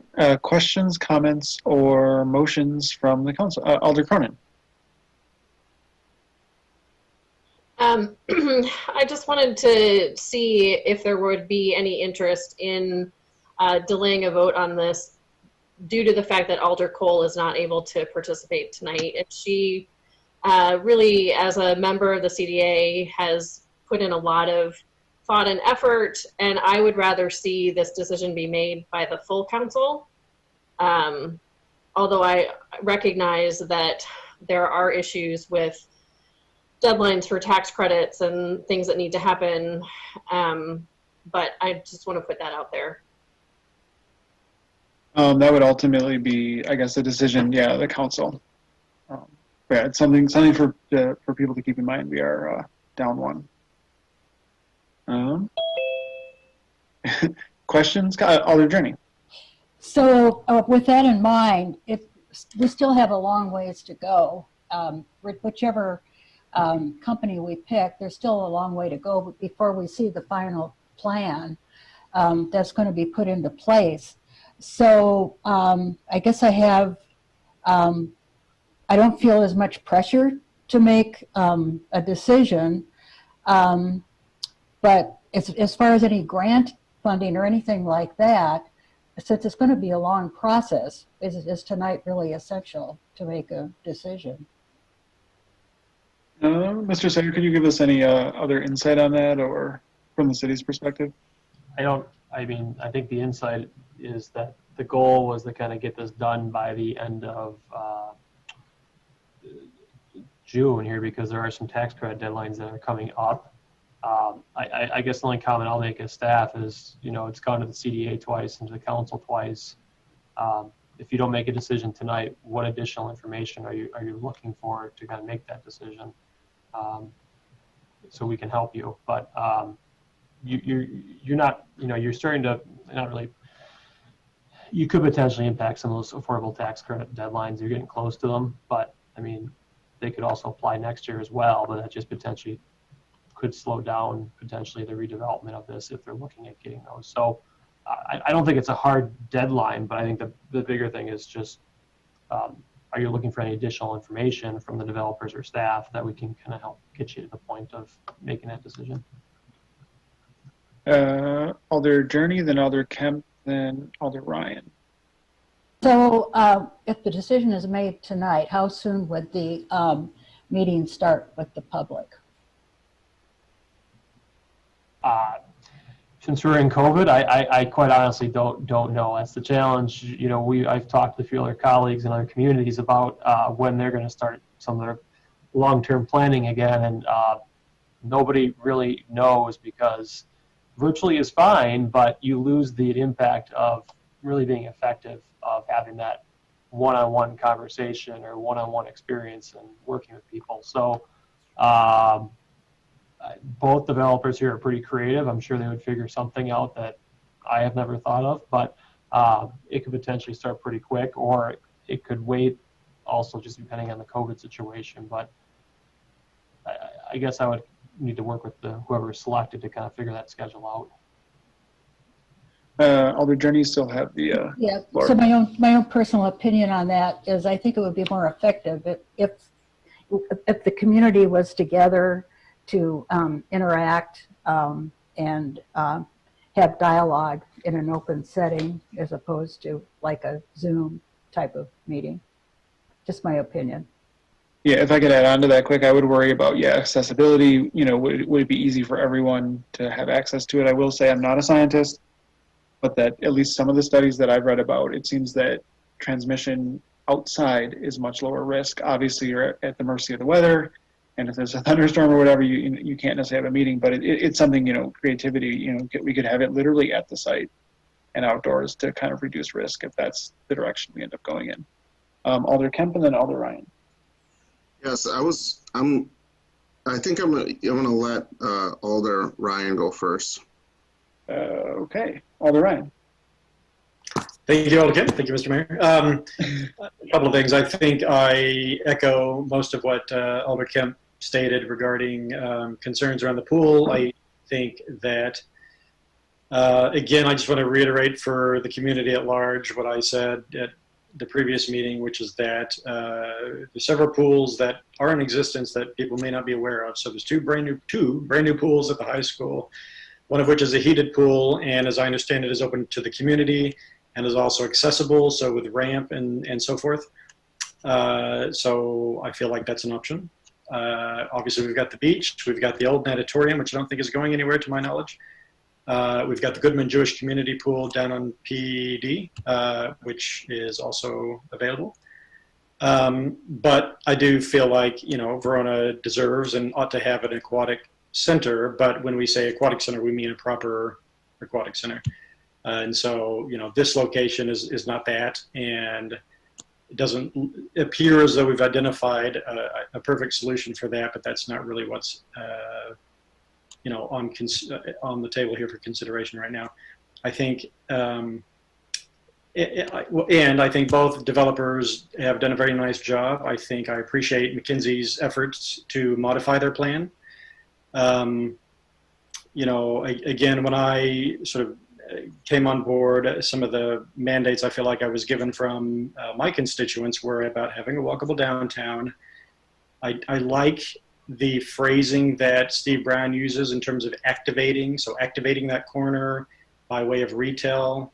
I do agree with Alder Kemp that once you've built something there, you've lost that opportunity. And I absolutely appreciate as well the concern around vacant retail space as it stands. So I think we've got to look long-term and not short-term. Are there concerns and barriers and issues, COVID, et cetera? Yes, there are. Long-term, do we feel like that's the case? Hopefully not. I don't think so. And again, you know, looking at things like density and so forth, I agree with what was said by McKinsey last time, which is that obviously you increase the density and you increase the tax base. However, I think you have to strike a balance, having, you know, too dense of housing versus not enough. I think that Steve Brown strikes that balance. And I also think that Steve Brown, last I checked, had a higher balance of affordable housing relative to the overall project. And so that is something that's appealing to me as well, and something I feel like was a mandate that was given to me. And so I guess I would say I'm prepared to take a vote this evening, and I would be leaning towards Steve Brown. Thanks. Alder Kemp. Thank you, Mr. Mayor. I'm going to make a motion regarding resolution number R-20-026, authorizing staff to work with the Steve Brown Apartment Company on the redevelopment of the Sugar Creek New Century School sites located at 420 Church Street. Motion by Alder Kemp. Is there a second? Second.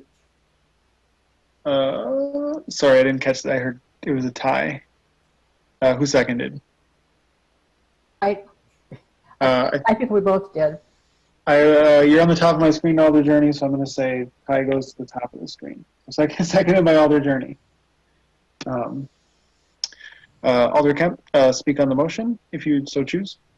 No, I think at this point, both developers did a great job with their proposals. I think this is the one that just makes more sense for the community now, and I think we all really need to strongly consider in the future working for a community pool. I think that's a need. I think that the community could support one, but if we do it, we need to do it right, and it has to be in the right space. So, motion before the body.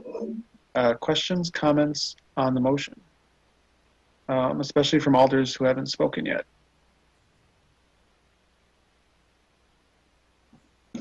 Alder Cronin and then Alder Posey.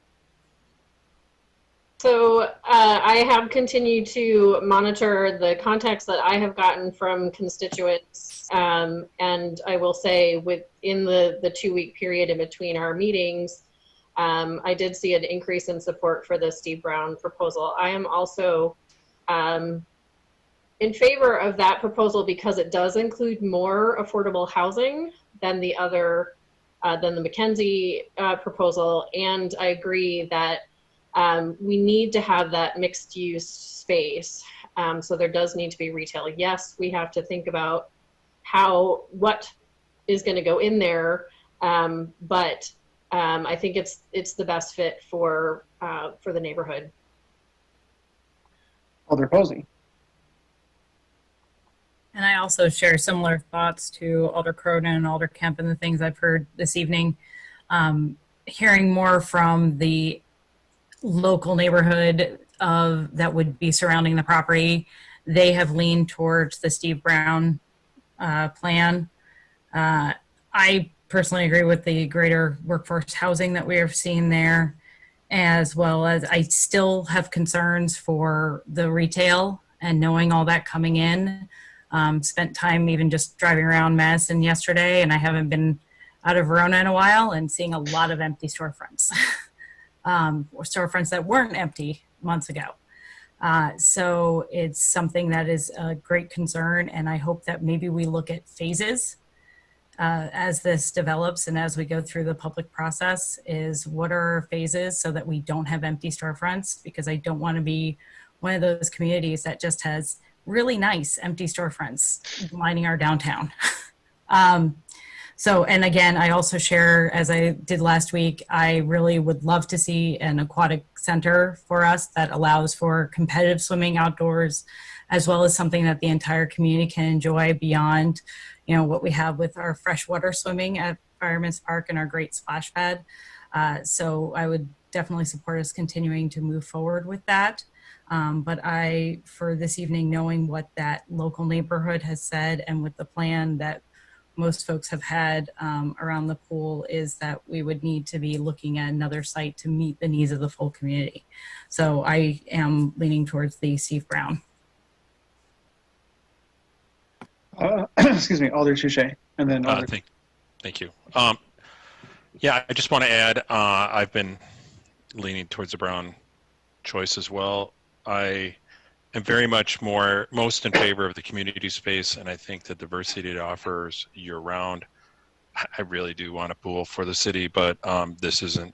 After seeing the overlays, came to realize quickly that this wasn't the right place for it.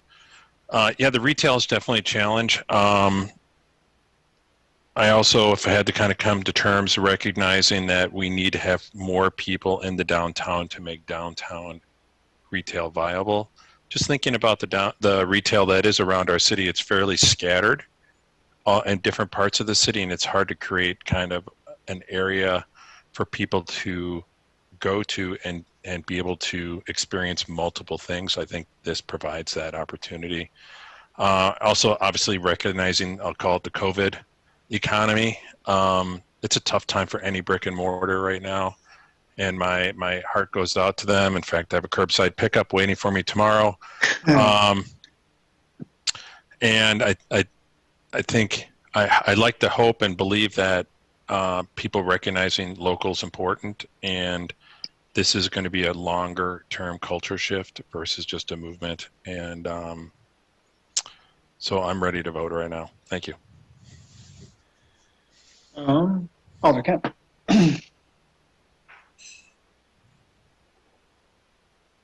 Chad, you're muted. Oh, you're muted.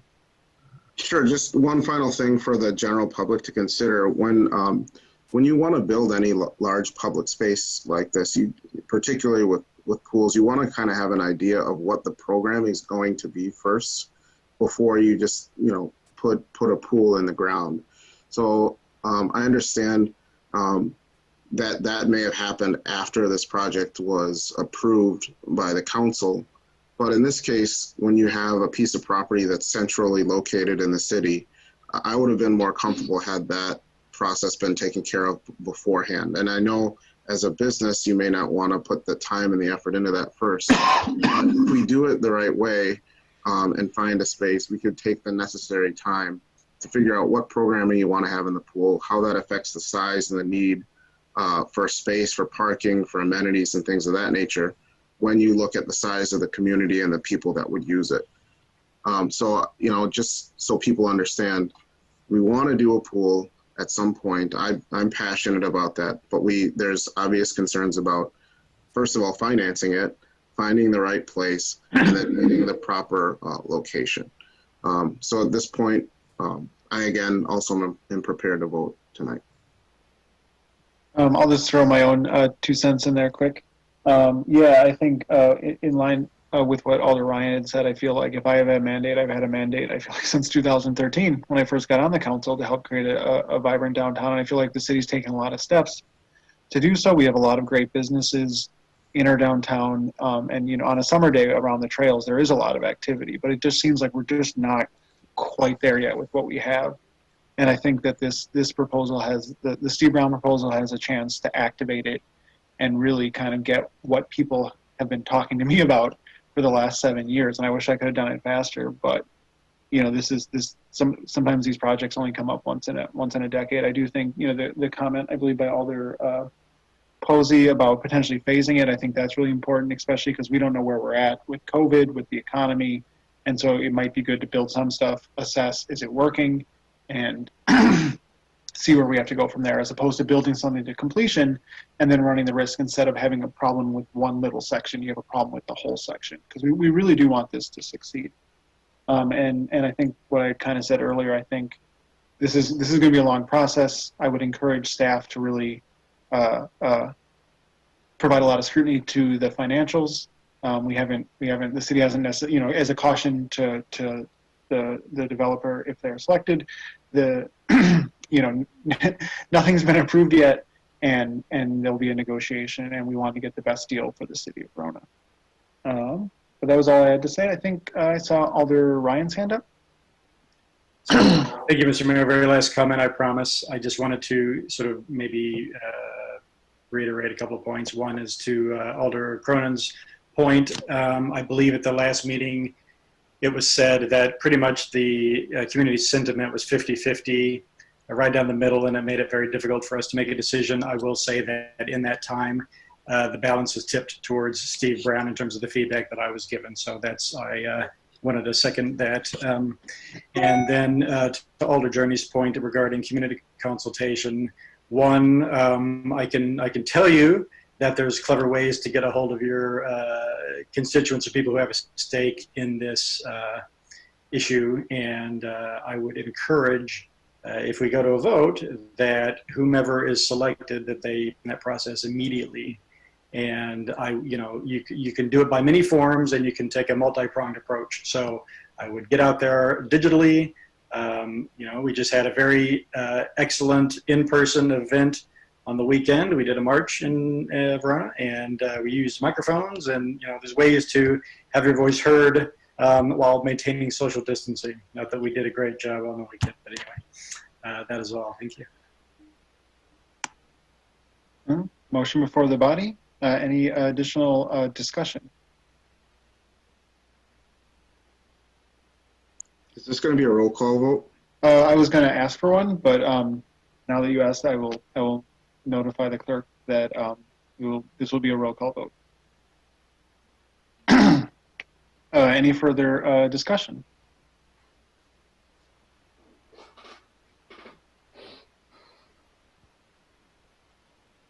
Seeing no further discussion, we will have the clerk read the roll on the motion for which is resolution number. Sorry. Alderiki. My apologies. Cynthia asked 3 times. Okay. I just want to state that I too received more positive leaning towards the Brown proposal in the last couple weeks, and also that I feel badly that I think Alder Cole deserves a chance to be here, but I don't know that her vote would tip the scale. So, and I was prepared to vote during our last meeting. So I remain prepared to vote for the Brown proposal. Any further discussion? I always got to count off 7 seconds is what I've heard it takes for people if they're going to talk. So I always try to count off 7 seconds. So.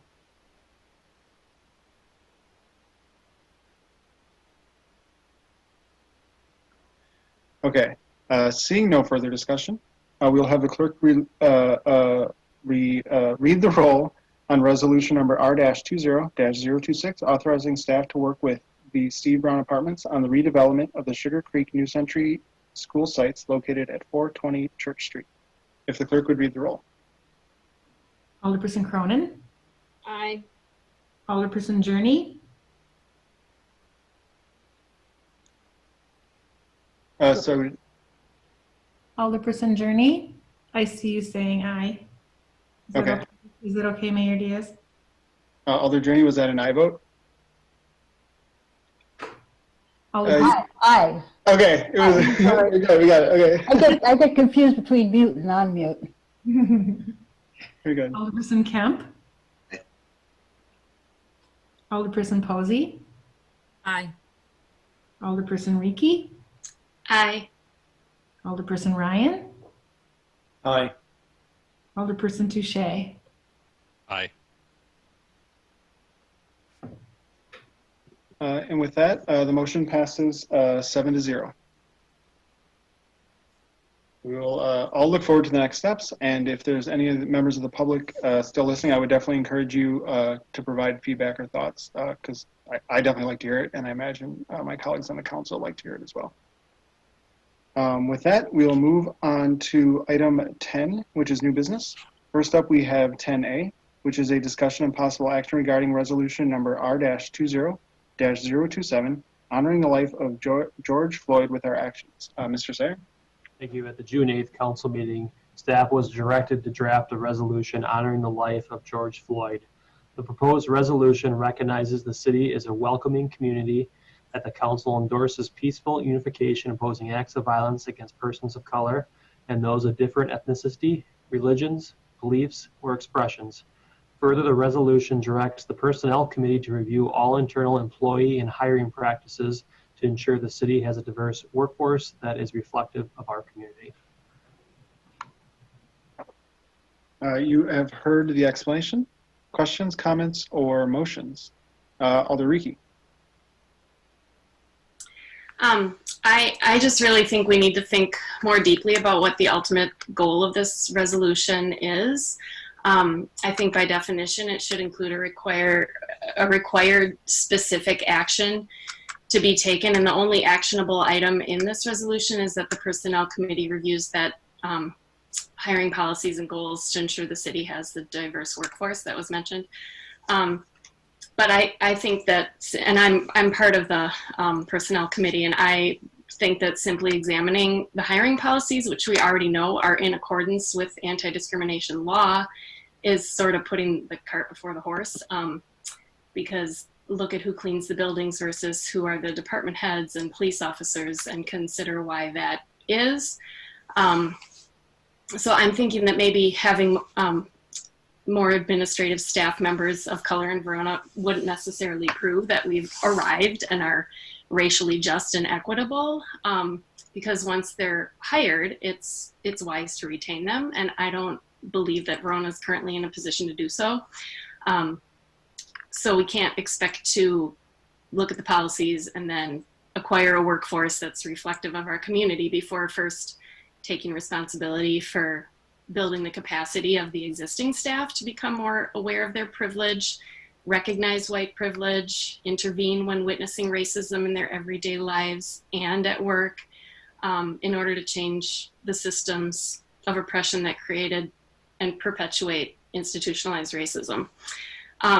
What might be better is for the heart of the resolution to be taking action to make sure institutionalized racism is not perpetuated in the city of Verona. So it might include, as the actionable item, choosing and implementing a training system for all staff to participate in for racial justice and anti-racism. And I think it must be a budget line item. So I propose that instead of reviewing the hiring policies, maybe staff could be directed to research options and choose and then implement an anti-racism training program for all existing city and future city staff members. So I'd just like to make sure that there are some edits made to this resolution before we vote on it. Okay. Mr. Sayer, did you catch enough of that to potentially restate the resolution? No, I did not. My only comment as staff is part of the reason that we put in the personnel committee is that ultimately the personnel committee is the one who sets policy and staff implements the policy. And it'd be a lot, I think, better to have it kind of go through a committee to help guide us of what exactly kind of making sure we're doing it the right way. And that's part of the reason why, and Alderperson Ryan and I and Mayor Diaz had an email exchange on this as well. But just from a staff level, I want to make sure we're doing what the personnel committee of the council wants us to do. And that's why we had changed that to personnel committee to kind of help give that guidance almost like in a subcommittee to kind of overview, kind of oversee what we'll be doing. I think that's, I'll be honest, I think it's going to be more productive for all of us to kind of get to kind of the goals here versus staff just going out and researching and kind of hoping that we're hitting the benchmarks that, you know, kind of what you've laid out here. So my only recommendation as staff is to try to focus it into a committee who can really focus on this issue, because it's going to be more productive long term to tackle that from a overall hiring and personnel standpoint when it's in the personnel committee instead of the challenge of this resolution is it's you know it's a lot of broad, it's better to put it into the personnel's hands to kind of oversee it. I just think putting it into staff, I think I'm concerned we're not going to hit exactly what you want us to do. Alder Riku, you have the floor still.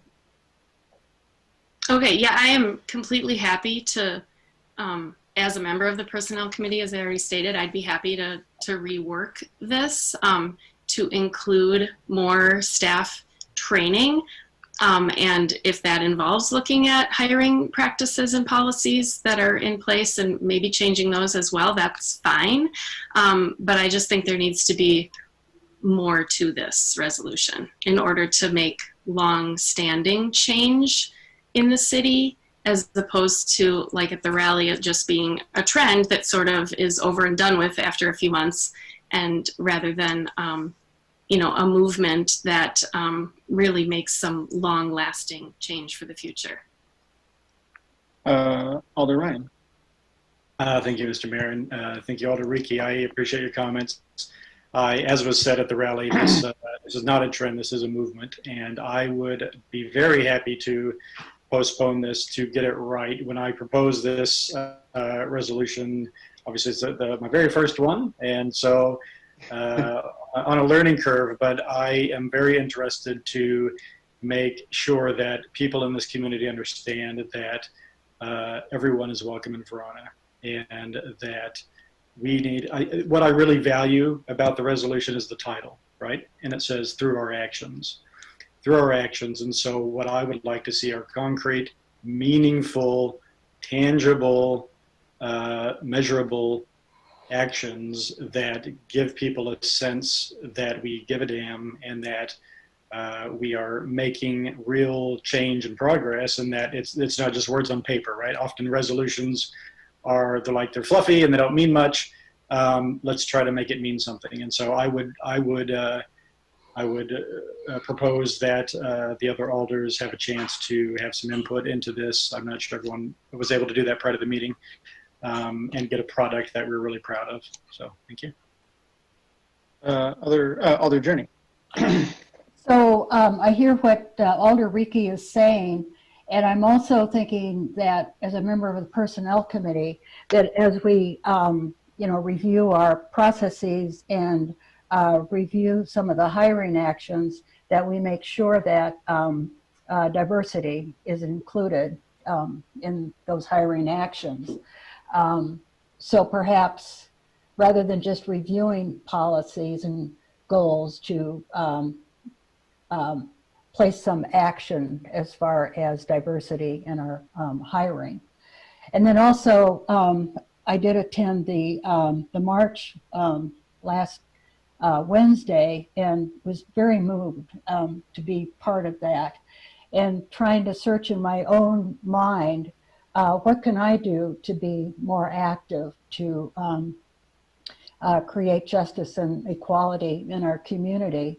And I was wondering and thinking about if there'd be some way to partner with different organizations within Verona, maybe even including the high school or the school system, to develop some community educational programs and provide a forum in which to exchange ideas and views on diversity and justice, and to maybe get some kind of a groundswell going from something like that. Thank you. Other questions or comments? Alder Posey. Thank you. I think one of the pieces, and Alder Rieke definitely hit on it, is and as we're heading into it, the budget piece, because it's not just about putting the words to it, it's putting the dollars behind it.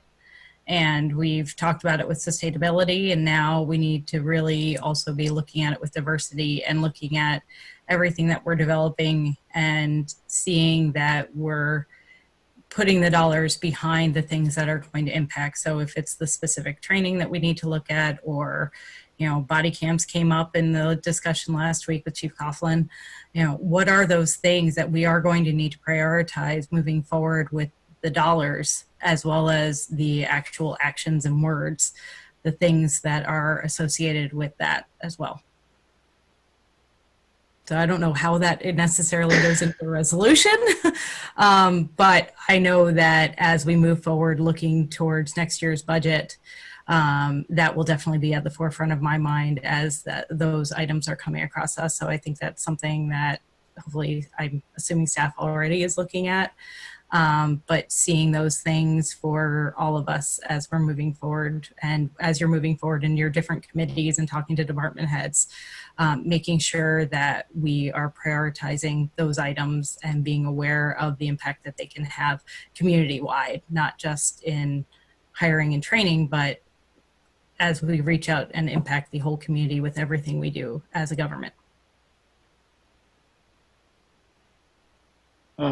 If I could just add real quick, I think, if we're going to talk about this in the future, I do think that the presentation earlier during public comment might be a good starting point for discussion at public safety.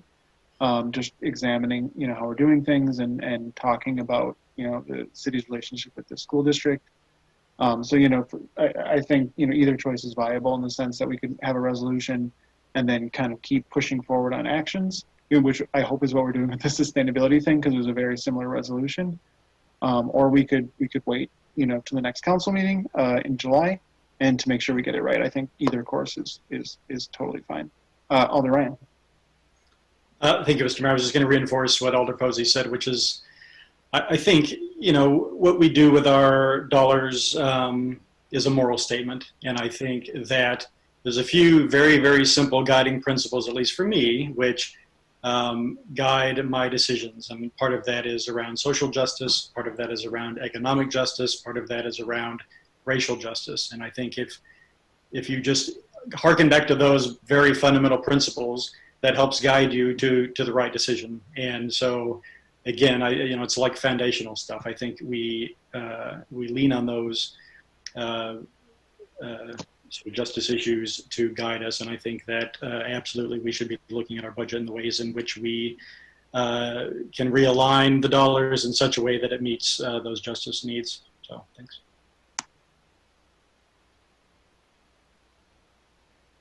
So trying to get a sense of the body.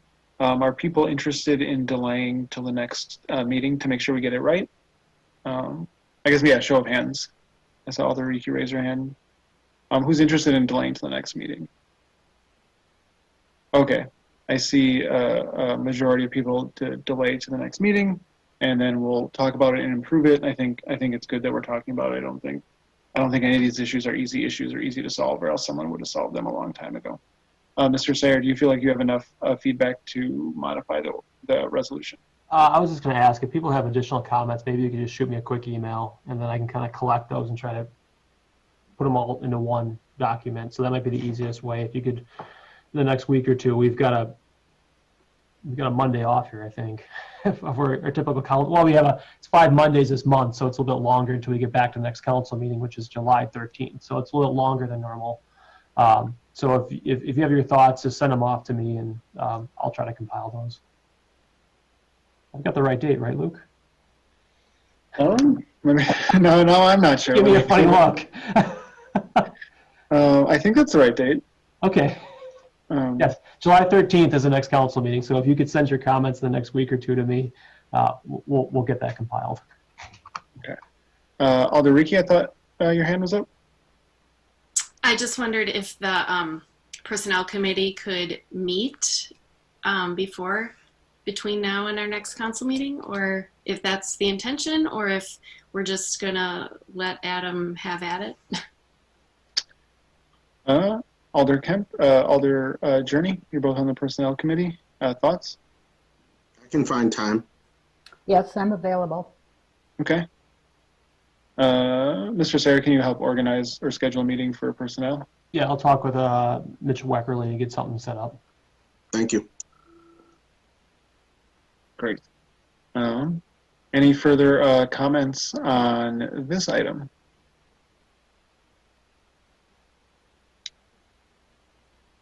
All right. Seeing no further discussion, we're going to move to 10B, which will be our first attempt at an online closed session.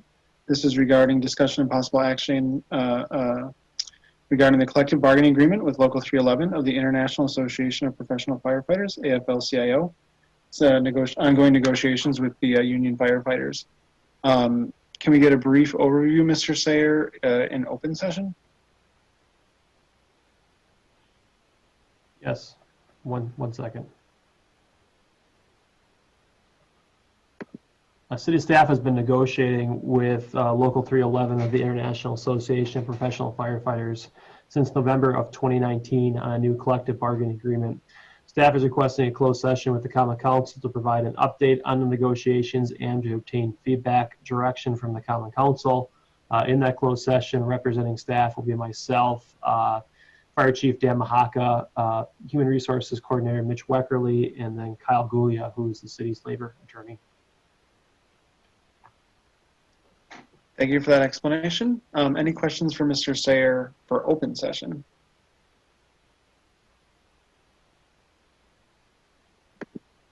All right, seeing no, Alder Journey. Quick question, do we come back in open session after the closed set? Yeah, so yeah, don't close. Yeah, how should we do this? Yeah, do you want to make the motion that I talk logistics, or do you want to talk logistics now? Logistics first. Okay, so how it's going to work is everyone is going to, except me, will log out of this meeting. They will log out of this Zoom webinar, and then you will then log into that Zoom meeting information that I sent you on Friday, which has that password with it. So we'll all log into there. I'll keep the meeting running on this side. So I'll still be the attendee, and I'll put up a little sheet that says we're in closed session like we normally do. And then once we're done with the closed session, I'm going to end that Zoom meeting, and then you're going to re-log back into this webinar, and then we'll adjourn. So it's a little clunky, and there's a lot going on here. But basically, log out of here, log into the Zoom, and then when we're done with that one, log back out and log back in. Does that make sense? Okay. Makes sense. Good luck, whatever. Text or call Adam if you get confused and you can't get back in. So, all right, with that, we would accept a motion to go into closed session if someone wants to make it.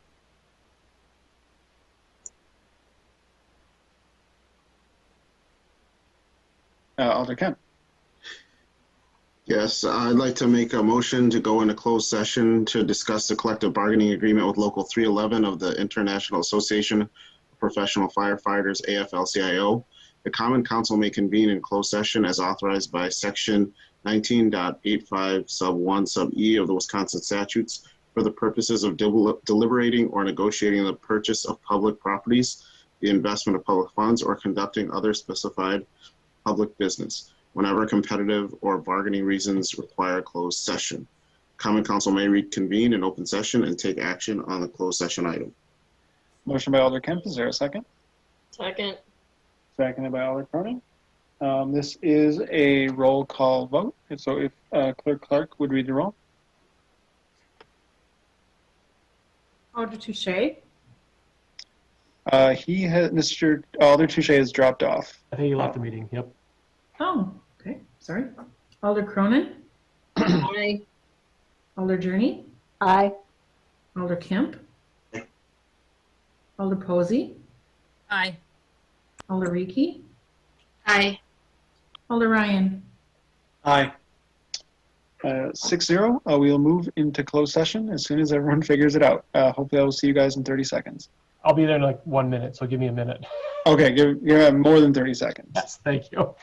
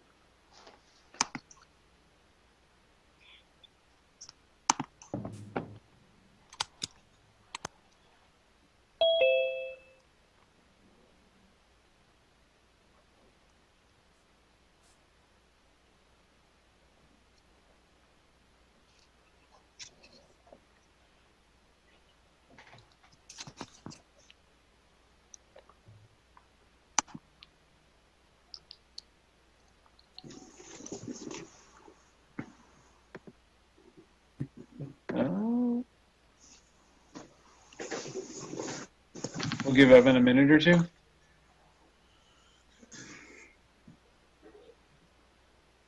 While we're waiting for Evan, I'll just enter into the records. I thought we had a good.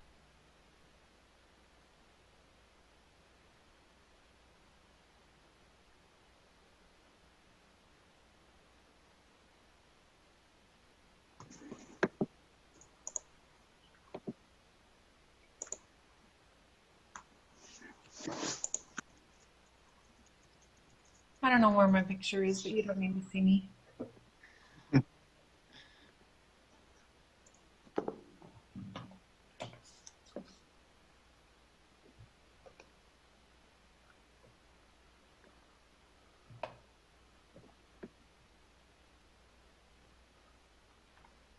Well, I mean,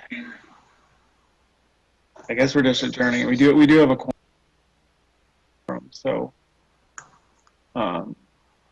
I'll just check attendees and see if Evan has joined us there. I don't see him in there. I've been grabbing people in there. Okay.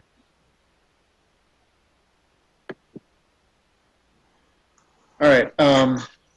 Anyway, with that, we will move on to item 11, which is adjournment. Motion to adjourn would be in order. Make a motion to adjourn. Motion by Alderiki. Is there a second? Yeah. Seconded by Alder Cronin. All those in favor of adjournment, say aye. Aye. Opposed, no. And we are adjourned at 10:34 p.m. Thank you. Right. Right.